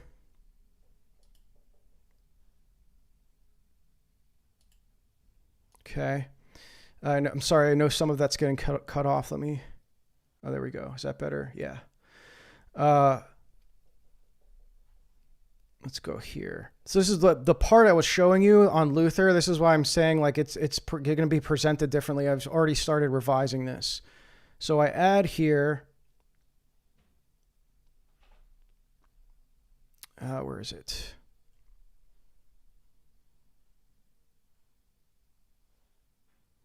Yeah. If for some reason Martin Luther's own admissions to his affinity for spiritual alchemy is insufficient, his third son, Paul Luther, was also described as having a keen interest in alchemy while he maintained his father's Lutheranism with great zeal. In 1571, Paul became a physician at the court of John Frederick II, the Duke of Saxony, where he taught alchemy to Electress Anna. And this is from... I don't remember where I got this from. Okay, this is just from a book called Nature. And this is all like, by the way, I didn't even state this, but this is like the kind of the nature of natural philosophy, or natural theology rather. Like it's very like the lines are very blurry where alchemy and like natural theology intersect. If alchemy was indeed the quest for mystic communion with the essential archetypal process of nature, then the adept sought to recapitulate this creative process with symbolically effective laboratory gestures and chemical manipulations, and of course, with indispensable cooperation of providence. Just as all life evolves toward divine perfection, so too do metals evolve toward gold. It is the essential process of evolution that the alchemist accelerates with the product of his labor, the cataclysmic philosopher's stone, the red powder that transmutates base metal into purest gold. The enigmatic reality behind such a magnum opus cannot be explained but only demonstrated. In just such a manner, a religious gnosis demands direct personal experience rather than pedestrian faith. I'm not sure why. Okay, that's just like a random quote that I had in here. I don't think I'm going to be using that. Not even sure why I put that in there. Oh, maybe, okay, I think what I was trying to get at, there's probably a part where I'm trying to talk about the relation to the, philosopher's stone. So yeah, I think I was just showing you that to say that Luther's third son was an alchemist, notable alchemist too, was the teacher of like, a princess, basically. He taught a princess alchemy. Okay, let's go back. Back to the text here. Another minister among the second generation of reformers. So, we're talking, like Luther's son, right? So this is the next generation, the second generation of reformers. So these were still reformers. They just weren't like the original three reformers, which I don't like. Again, this is just like why I don't really care that much about Luther himself. Because this happened in the second generation. We're already at this point. Like if you want to make the case that like the first generation of reformers that maintained some sense of like purity in their studies and in their reformulation of Christian theology, to remove the the more Catholic kind of innovations or whatever, fine. Well, how like you can just see in one generation that this just got out of control. Like this already is just like completely infused with alchemy and just like the next generation, like it didn't even last a lifetime. So another minister of the second generation of reformers also contributed to the devotional literature. Verma read Valentin Weigel. After a quiet life as a pastor in the Saxon town of Joschpa, Weigel posthumously embarked on an impressive career as a heretic. Throughout the 17th century, his name became synonymous with what theologians and church historians now call spiritualism. Orthodox clergy, and that's small o Orthodox clergy, I think they're talking about Lutheran Orthodox clergy and authorities aggressively cracked down on Weigelians, While most of them had been baptized as infants, their theological convictions led Zwekenfieldians. So again, just these are the names of these sects that were already present in the second generation of Lutherans. So the Wegelians, the Schweckenfieldians, like there's all these, the Verma, whatever Verma's sect was, right? You already have all these sects emerging that are in different ways, like influenced by alchemy. And Lutheran spiritualists. You also had the German Pietists, which was a Lutheran sect that merged with the Moravians, who are present to this day. The Moravians, and they trace their roots all the way back to the Hussite Revolution, which was the first Reformation that occurred nearly 100 years before Luther's Reformation. So they were. You could almost like draw a line with the Moravians, which they were a Hussite sect that kind of like maintained Hussitism after the Hussite Revolution died out in Bohemia. And I'm still trying to locate at which point they became, kind of like entrenched in all this Western esotericism, because it did happen at some point. And I think you see that most notably with Emanuel Swedenborg, who was kind of like this John Dee-like figure of the, was it the 18th century, I believe? So this is, later on, but this guy was just like a total wacky kind of heretic that was teaching all this wild stuff and was, doing he had a practice of, what was it? Antinomian. He was like a huge antinomian, right? So they're doing all this degenerate stuff to kind of like accelerate the Messianic age. But anyway, I'm getting ahead of myself here. The point is that, you had all these like these kind of esoteric sects emerging from Lutherans, which again, the academic term for it is like they're heterodox Lutherans. So they weren't maintaining like the original Lutheran teachings. They just started to integrate all this stuff into Lutheran theology. They therefore turned rebirth into something that was distinct from baptism, purely interior, happening continually rather than just once. Huh. And that's interesting. It's like a perpetual baptism. So again, kind of like alluding to like this new idea, like this new kind of like manufactured form of theosis that involves alchemy. Obviously, it's not really theosis, but it's like what I mean by that is they are using theosis. They're like replacing what was removed from their theology. They're like replacing it now with this new alchemical mysticism. The decline and possible fall of the West can be summed up into two words: heresy and apostasy. Yeah. I mean, that's all, like, that is a good summary of this. It's like all this stuff is just a result of heresy and apostasy. Right? It's like how, like, again, it's just being removed from the apostolic tradition, because when you make it so that every individual is their own pope, what authority do the church councils hold? Right? You're not even part of that church anymore. So like, why even appeal to the church councils? Now, I know that the reformers held to... Malar donated $5 through Super Chat.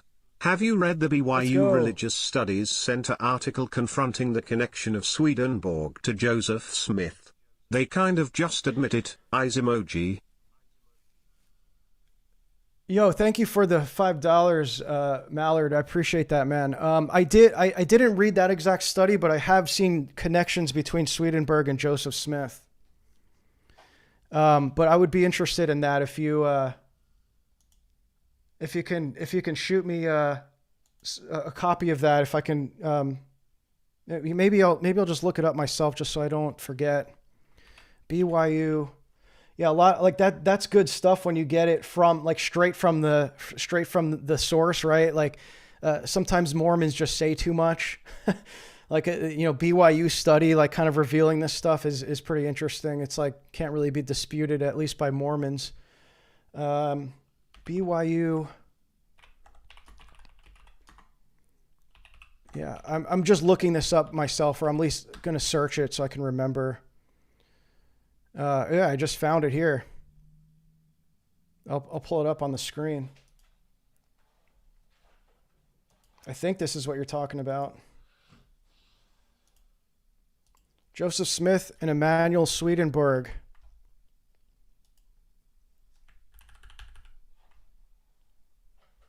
Yeah, and this is from BYU.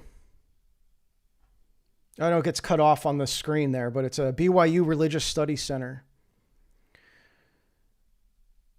This is a pretty long article. Yeah, I'm gonna keep this on deck here.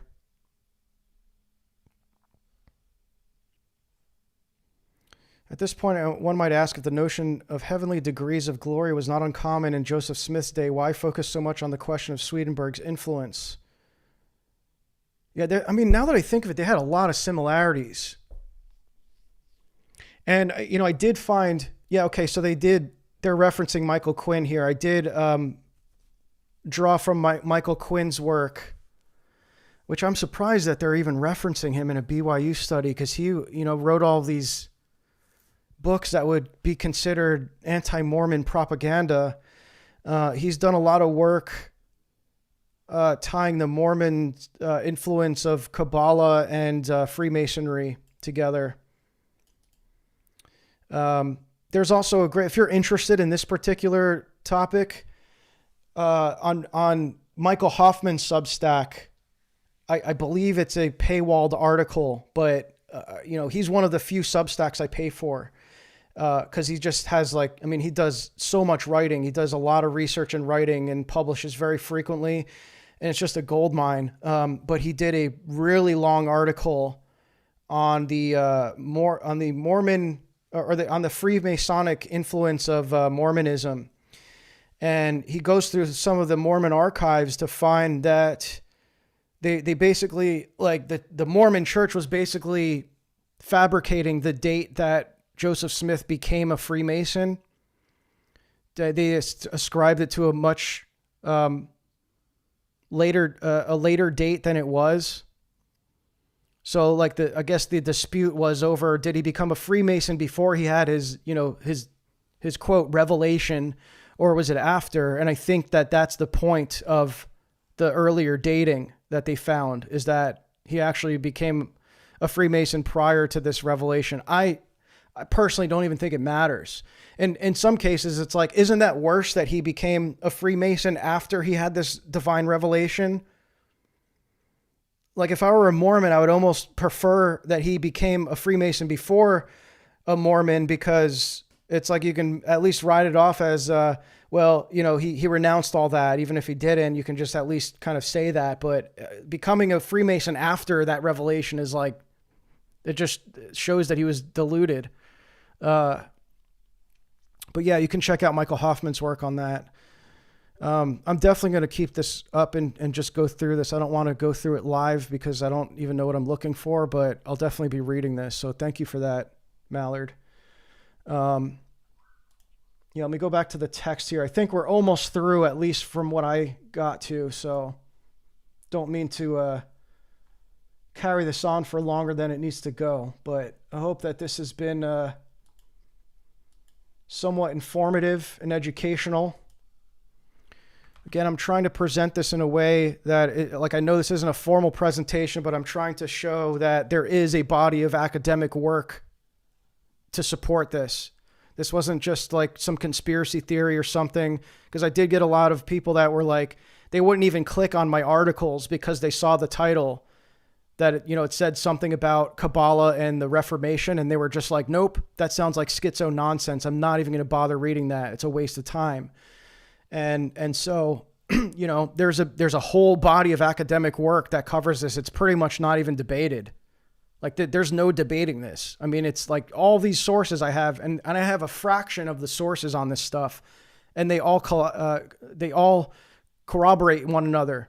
They all support one another. They're all referencing each other. Maybe it's an academic inside job. Like, I don't know, but I mean, they all, like, you can just look into this stuff. I mean, all these academics are saying the same thing.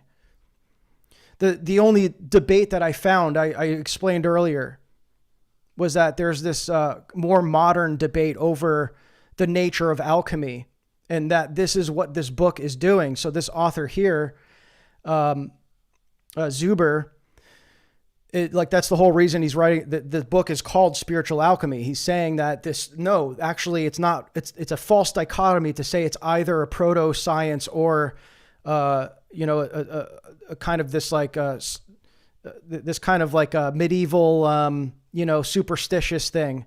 It's actually both a religion and this laboratory kind of proto-chemistry thing. They're inseparable. Okay, so I think I stopped kind of in the middle of this, but it says therefore turned rebirth into something that was distinct from baptism, purely interior, happening continually rather than just once. Yeah, that's where I stopped. The baptism of infants or adults ritually imitates the death and resurrection of Christ once in their lives. Rebirth does so daily through the mystical identification of Christ and the believer. Interesting. JTM says Christus in Nobis is at the heart of the Orthodox doctrine of deification. Yeah, that's what I was like. Yeah, that's what I mean. It's like you do see some Orthodox language in this. Like a lot of this stuff does seem like they're describing theosis, but they're using alchemy to understand it instead of just reading the fathers. So, like, again, I'm new to this, and a lot of like my research into this is I'm trying to discern, how much of it is like, does alchemy, like, does some of this stuff kind of like validate Orthodox theology, or is it like a completely, like, just like kind of new thing, like this kind of reinterpretation or remystification of it, like using, Neoplatonic philosophy and stuff, right? It's like I'm still trying to kind of like make sense of that stuff. But I think, again, he argues in this book here that, and again, like, I don't even know what this guy's background is, what his religious background is, but he's making the case that there was, because of the de-emphasizing of the sacraments, these transformational spiritual occurrences like were recontextualized with alchemy. Yeah, I mentioned Isaac Newton earlier, David. Isaac Newton had a big interest in alchemy as well as the Zohar, ended up working at the Bank of England. Yeah, Isaac Newton was the first to translate the Emerald Tablets to English. I mentioned that earlier. So I was talking a little bit about, I've written an article about this, and I don't want to get too off topic because this is like this would be a whole other stream. But this equally had as much of an impact on the development of modern cosmology, and especially Hermeticism, but like in the context of like Hermetic alchemy and Kabbalah. So, like the celestial spheres, like that is kind of like contextualized in the Kabbalistic Sephirot, which has 10, they have 10 spheres of ascent. And like the spheres are represented by the planets. I guess you can argue if there's 9 or 10 planets in the solar system, but this is how they understood, like this is what made sense of them to reinterpret cosmology in the modern understanding of it. And then also like the Hermetic part comes in with like the opposing forces, and you have the sun at the center of the solar system. That is ascribed to like the Hermetic philosophy, where Hermes is the like the god of the sun. So like in all the depictions of Hermes, he's holding a sun and there's like a moon, right? So it's like depicting the opposing forces being united through Hermes. So I'm probably not explaining that exactly accurately. It's been a while since I've looked at the cosmology stuff, and I didn't even understand Hermeticism and alchemy to the degree I do now when I wrote that article. So I probably would have to even revise that. But anyway, in a faithful disputation held at the University of Königsberg on November 9th, 1550, Osiander developed an alternative theology of justification centered on becoming united with Christ, born again out of him, he being in us and we in him, living through him and believing ourselves righteous through his righteousness and dwelling in us. So again, it doesn't sound totally unorthodox, right? I mean, it definitely sounds Lutheran. And even some of the Lutheran theology is like not entirely like it's not entirely at odds with some aspects of Orthodox theology. I want to be careful how I say that, but it kind of depends what you're talking about. Valentin Weigel also read and copied Paracelsus, and his writings featured an insistence on rebirth constructed as a physico-spiritual but not yet alchemical process. At the time, the pastor of Zochpa followed Osiander in stressing the mystical incarnation of Christ within the believer. This was a vital post-Paracelsian contribution that would eventually be absorbed into spiritual alchemy.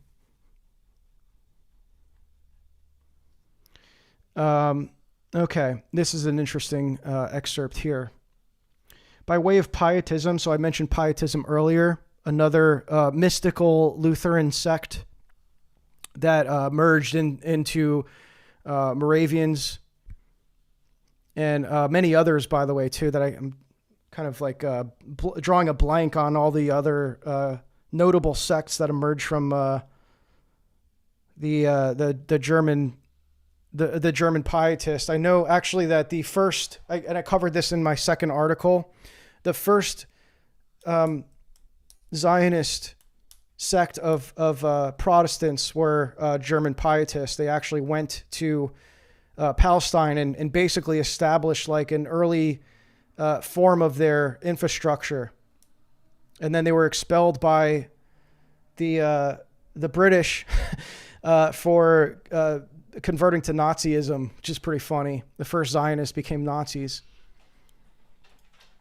By way of pietism, and particularly in England, Methodism, the idea of spiritual rebirth reached modern evangelicalism, where it continues to thrive among born-again believers. The midwifing role of alchemy is now all but forgotten, yet this kind of Christianity continues to exist until today in its congregations and communities that emphasize rebirth, or in individuals who describe themselves as born again. Scholars of evangelicalism and pietism such as W.R. Ward and Douglas Schatz have perceptively noted that such depths to alchemy do exist in these movements. So make what you want of that. It's like, there's again a scholarly case for this. I guess the debate would be over which aspects are alchemical and which aren't, and then if those alchemical elements are, not entirely rooted in the occult or something. I mean, that's where it gets like fuzzy to me. It's like this all involves this this occult practice of like transmutating metal. It's magic. It's literally just like hermetic magic. In his famous Amphitheater Amphitheater Eternal Wisdom, first published in 1595, but vastly expanded on the 1609 edition, Kunrath wrote the following as commentary on a verse of the Apocryphal Wisdom of Solomon, which isn't, apocryphal, but happy he to whom is shown, and having been shown rightly knows the person, passion, and resurrection of. Yeah, what is that spelling there? Is that like is it just like a Latin spelling? I've never seen that. Yeshua Christ. It's almost like a kind of Hebrew, maybe like a Hebrew translation into Latin. The matter of preparation and more than perfection in the glorified body of the philosopher's stone, and your rebirth, generatio, formed in the image and likeness of God according to body, soul, and spirit. Okay, so then you see that Paracletian alchemy there. Body, spirit, and soul. So, again, this is like kind of alluding to what I was saying earlier, where it's like it's using similar language to Orthodox theology, but then it's like, whoa, philosopher's stone, what is that? And then you get into this, again, this occult idea of the unifying of the opposing forces, the unity of opposites, the merging of opposites, which you see in Kabbalah, in Adam Kadmon, and the Shekinah, runs throughout alchemy. I didn't even get into this, but like a major event that occurred in the, 17th century, which is known as the alchemical wedding. This was like another kind of like symbolic event that transformed the modern Western world in described by alchemy as the merging of opposing forces, a man and a woman, that had some kind of like political significance. I think it was, let me see, I have the text here. So I was just writing on this. I'm sure someone in chat knows about the alchemical wedding of Christian Rosenkreuz. This was actually written by the same figure, Andreas, I forget his first name, Andreas, who was part of the Hartlib Circle, which was a kind of like a pre-Masonic secret society led by a kabbalistic rabbi. And they were like on this quest to acquire all the knowledge in the world. And so he was part of that Hartlib Circle, Andreas. And that's who wrote the Rosicrucian manifestos. And so he also wrote the alchemical wedding of Christian Rosenkreuz, which is like this Rosicrucian kind of lore that, it brings like alchemy into the context of Rosicrucianism. We all have the old tendency to eat the fruit and try doing it for ourselves. They seem salvation without Christ. Yeah.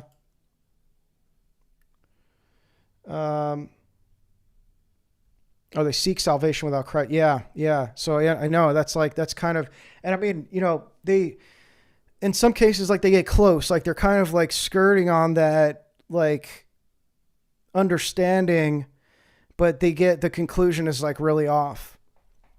So it like that's what part of this deception is. Like it mixes in truth with lies. Hundreds of D's. Why am I reading this? Okay. Yeah, I was looking for this alchemical wedding thing. Where is this?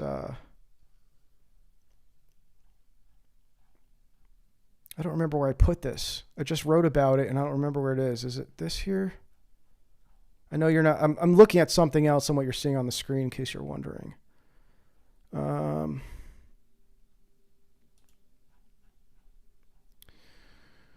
I don't remember where I wrote it, so I guess maybe never mind. Is it here?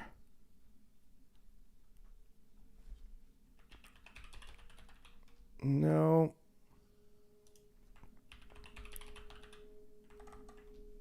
No. Okay, one more.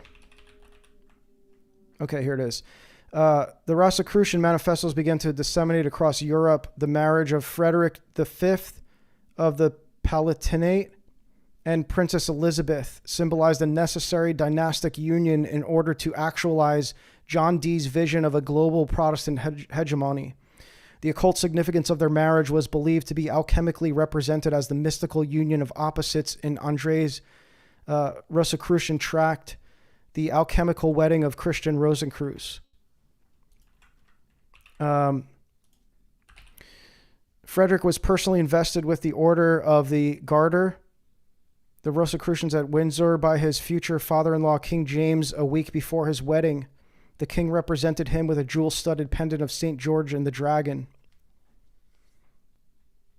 So, and that's from another text here, which is actually, I got a lot from this, and you would never know that all these things that we're talking about here, not all of them, but like a lot of this like alchemical stuff is covered in this book, which is called Transhumanism. And like when I first bought it, I was like trying to learn about transhumanism, and I was like, why is it talking about all this, this esoteric tradition in the Renaissance period? Like, what? I don't understand. Like, what does this have to do with transhumanism? And you realize pretty early on what it has to do with transhumanism. Here's about the heart-lib circle here. Yeah, this is pretty interesting because, like, Francis Bacon has a big influence on Western esotericism. This notion of the Solomon's House in New Atlantis, which like kind of depicts an early like prototype of the Masonic network, but it's actually ran by these like super enlightened like Christian humanists that are all like, it's almost like they're technocrats. They're like Christian technocrats because they're all like inventing these technologies to like travel underwater and fly and stuff like that. So it's kind of like this technological utopian idea.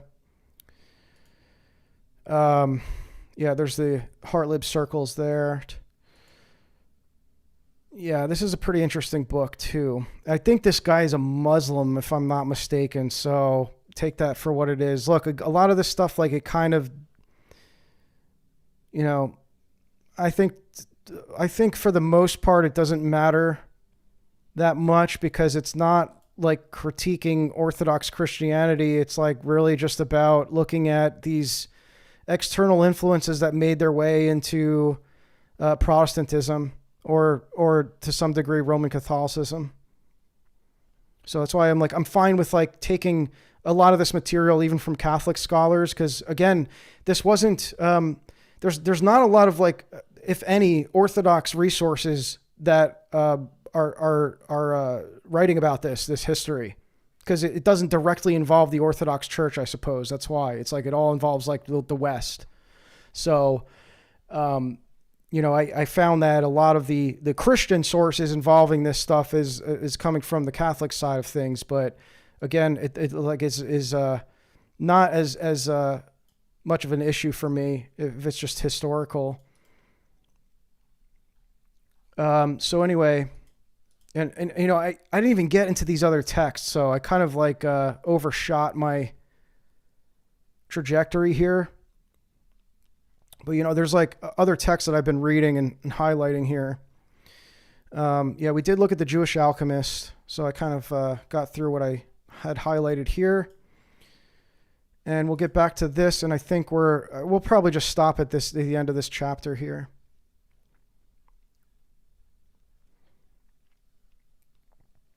An exceedingly cryptic text, Azoth and fire. So, okay, now he's talking about, I think there's two primary texts in this, what's called pseudo-Hegelian alchemy. So this is basically saying that there was these two primary texts in Hegelian alchemy that are pseudepigraphically ascribed to being written by Weigel. So we're not sure if he actually wrote them or not. An exceedingly cryptic text, Azoth and fire, combined Hegelian spiritualism with alchemical terminology and apocalyptic speculation. So here you get into this. This is why I highlighted this. This directly relates to my work, which involves this, how all this stuff throughout its transmission started to accelerate, especially in the 17th century, into apocalyptic speculation, fervor, acceleration, of like the theurgic kind of bringing about of the apocalypse through human action, which is where it gets into the kabbalistic influence. The strange term in Azoth and fire was a mystifying corruption of the Arabic word for Mercury, rendered as Azok in Marenius's Testament, the first alchemical work to circulate in Latin Europe from 1144. And that was I think what he's referring to there is the first like we actually know the exact date that alchemy entered Europe. I think it was February 11th, 1144, which they still celebrate to this day as Alchemy Day. The alchemists of today still celebrate the exact date that alchemy entered Europe. So that's what he's talking about there. So 1144, I mean, that was pretty, that's Middle Ages. That's like pretty, actually less than 100 years after the Great Schism, which is pretty interesting. You know, within less than 100 years after the church schism, this occult influence began to, inject itself into the Latin world. So this is the second text. Okay. So I think that's probably just why I highlighted that there. And I don't know that I got any further, so that's probably going to wrap things up here. Again, I hope this was like somewhat informative and that you can see, even in the kind of like maybe messy and disorganized presentation that I did here, that you can see that this thread runs directly through the Reformation and how it embedded itself into Lutheran theology very early on within a generation, and arguably has influence in even today's evangelical theology. So I hope that you can at least see that thread is there and do what you want with that. But this is all going to be more concisely and or in an organized way explained in my book that I thought I was going to be publishing in the fall, and now I'm not quite sure because I've kind of entered this new rabbit hole that I have to parse all this stuff and kind of integrate it into my work. So it's a good thing because I think this is making my whole overall case, like it's making it more, it's like tightening it. It's making it more authentic and more have scholarly backing, right? I'm not pulling from these kind of more questionable sources. Some of the sources I pulled from, I got accused of citing counter-Reformation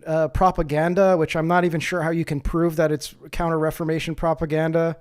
But, it's like I just want this to be a more inconclusive rather conclusive case that I'm setting up, that it can't really be argued and you have to just try to deal with it and cope with it, but because that's important. I don't want people to like, my whole reputation's on the line here, basically, is what I'm saying. So, publishing a book, it's way different than writing an article where it's like you're kind of doing all this stuff to draw people in, get their attention and stuff. Like it's time to get your hands dirty. So, all right, any questions or whatever? It doesn't even have to be about this. I'll just kind of open it up to like a more open, informal Q&A. If you guys have any questions about anything or last minute comments, get them in. Thank you for watching over on Substack. Once again, if you're just still tuned in on Substack, I appreciate you guys watching and bearing with me through some of the, technical challenges I had early on and just the overall kind of like disjointed presentation here. This is just how I do things with this these live deep dives. It's very much a live deep dive. I'm kind of exploring this with you and reading along as we kind of try to make sense of this together. Thank you, JTM. I appreciate your insights, man. Yeah, that too, Luigi. Man's desire for technology was born. Yeah, I mean, technology, that's another big theme that I emphasize in the book, is how technology plays an essential role in all of this. So, like the printing press created the necessary preconditions for all of this dissemination of occult literature throughout Europe to even take place. And the secret societies that emerged too, because that was all done through the dissemination of pamphlets and literature. So, and then we see that, I get into a little bit, I try to not get too into this because it might be treading into a different topic, but I do draw parallels to how it relates to digital technology. So, so actually, let me just show you real quick what I'm talking about. Is that, I just have to find the section I have it in.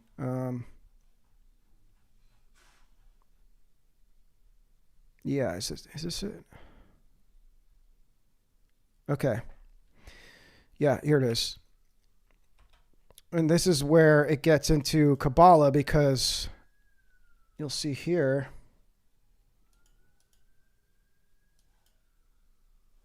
Here it is. Okay.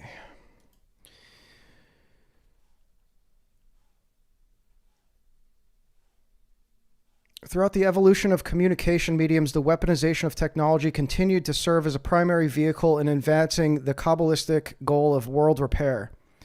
Charles A. Kroloff, a Reform rabbi of Lurianic Kabbalah, describes how this technological Zionist utopia is actualizing in what he calls the New Zionism, which is based on a global economy that rewards innovation in technology, especially in healthcare, environment, security, and communication. Software for your voicemail was developed in Israel, for example. Israeli brain power and entrepreneurial spirit provide the new foundation to building a prosperous and hopefully secure Israel. So this, makes more sense in the context where I'm describing how technology plays an essential role in establishing this, what's called the Jewish utopia, which is like the messianic kingdom that is installed in this repair of the world. So the part of Tikkun Olam involves like establishing this messianic kingdom on earth through human action and technology. I'm trying to find the quote here. Oops.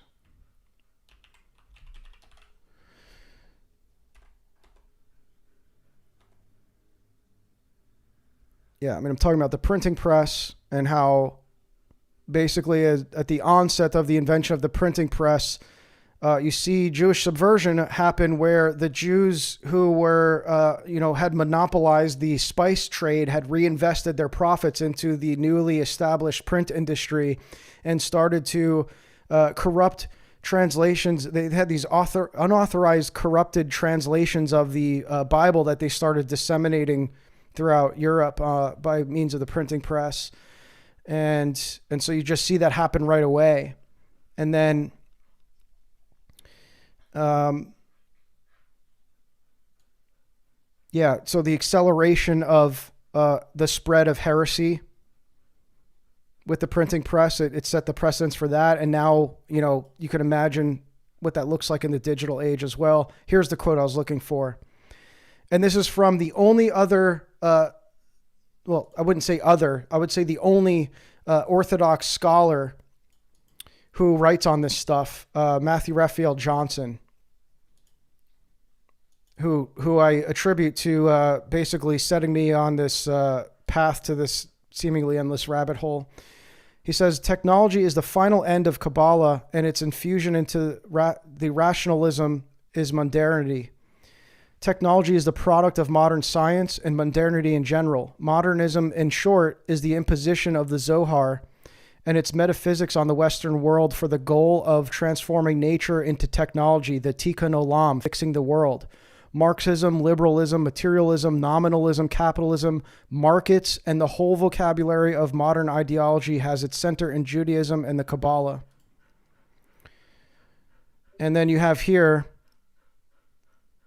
this is from a Kabbalistic rabbi. I actually got this from the Chabad.org website. In a sentence, one may summarize the Zohar by saying that science and religion will converge.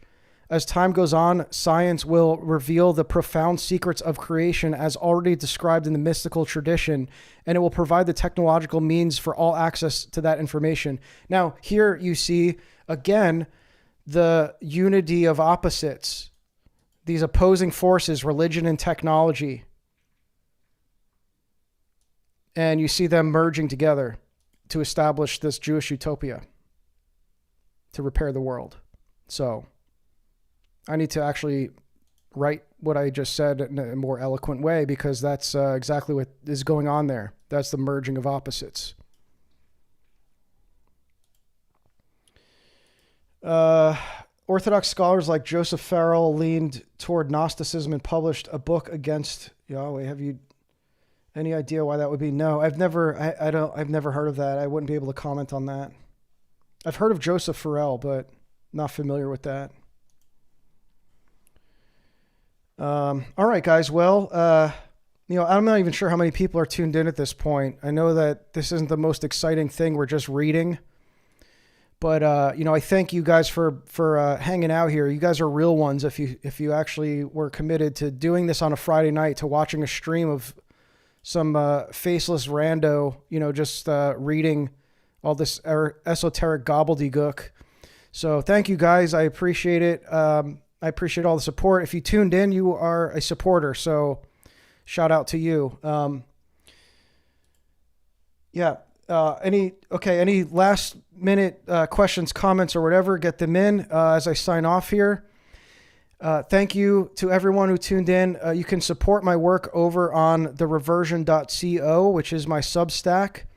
That is the best way to support me, whether for free or financially, because if you wanted to be a financial supporter of my work, you're going to get a lot in return. So I encourage you to do that. If you are thinking about maybe donating $5, for another $4, you get access to the entire archive of my work, which is largely paywalled at this point.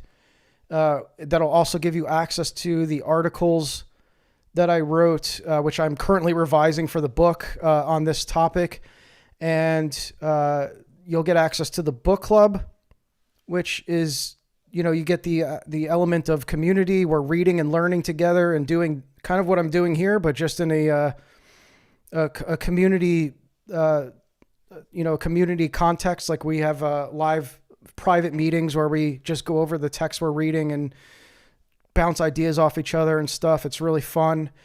And and you get access to the private channels in the Discord, which are pretty active now. It's growing every day. We get new members. So that's another thing. Make sure you join the Discord. That is free. There are paid channels that you access if you are a paid supporter, but I would say 90 to 95% of it is accessible for free. So you can join the Discord. There's always ongoing conversations there that you can jump in on. You might find interesting. Lots of like-minded people there. So thank you, William. I appreciate it, man. You were there since the beginning. You're a real one. So yeah, thank you all, guys. I appreciate all the support. So I'm going to sign off here. Have a fantastic rest of your weekend. I will have to, I guess, repost this. So it's not on YouTube as a live stream. I'm going to have to edit out the first 5 minutes of silence when my mic was not on, but look for the re-upload of this. So I'll also maybe upload it to Substack as well. Anyway, have a great rest of your night and weekend. I will see you, I'm not sure when, at least next week at some point, maybe next Friday, maybe before that. So stay tuned. Make sure you're on the Telegram, on the Discord. You'll get updates when the next time I go live, before I actually go live. So I'll see you in there. Thank you all. God bless, and have a good rest of your weekend.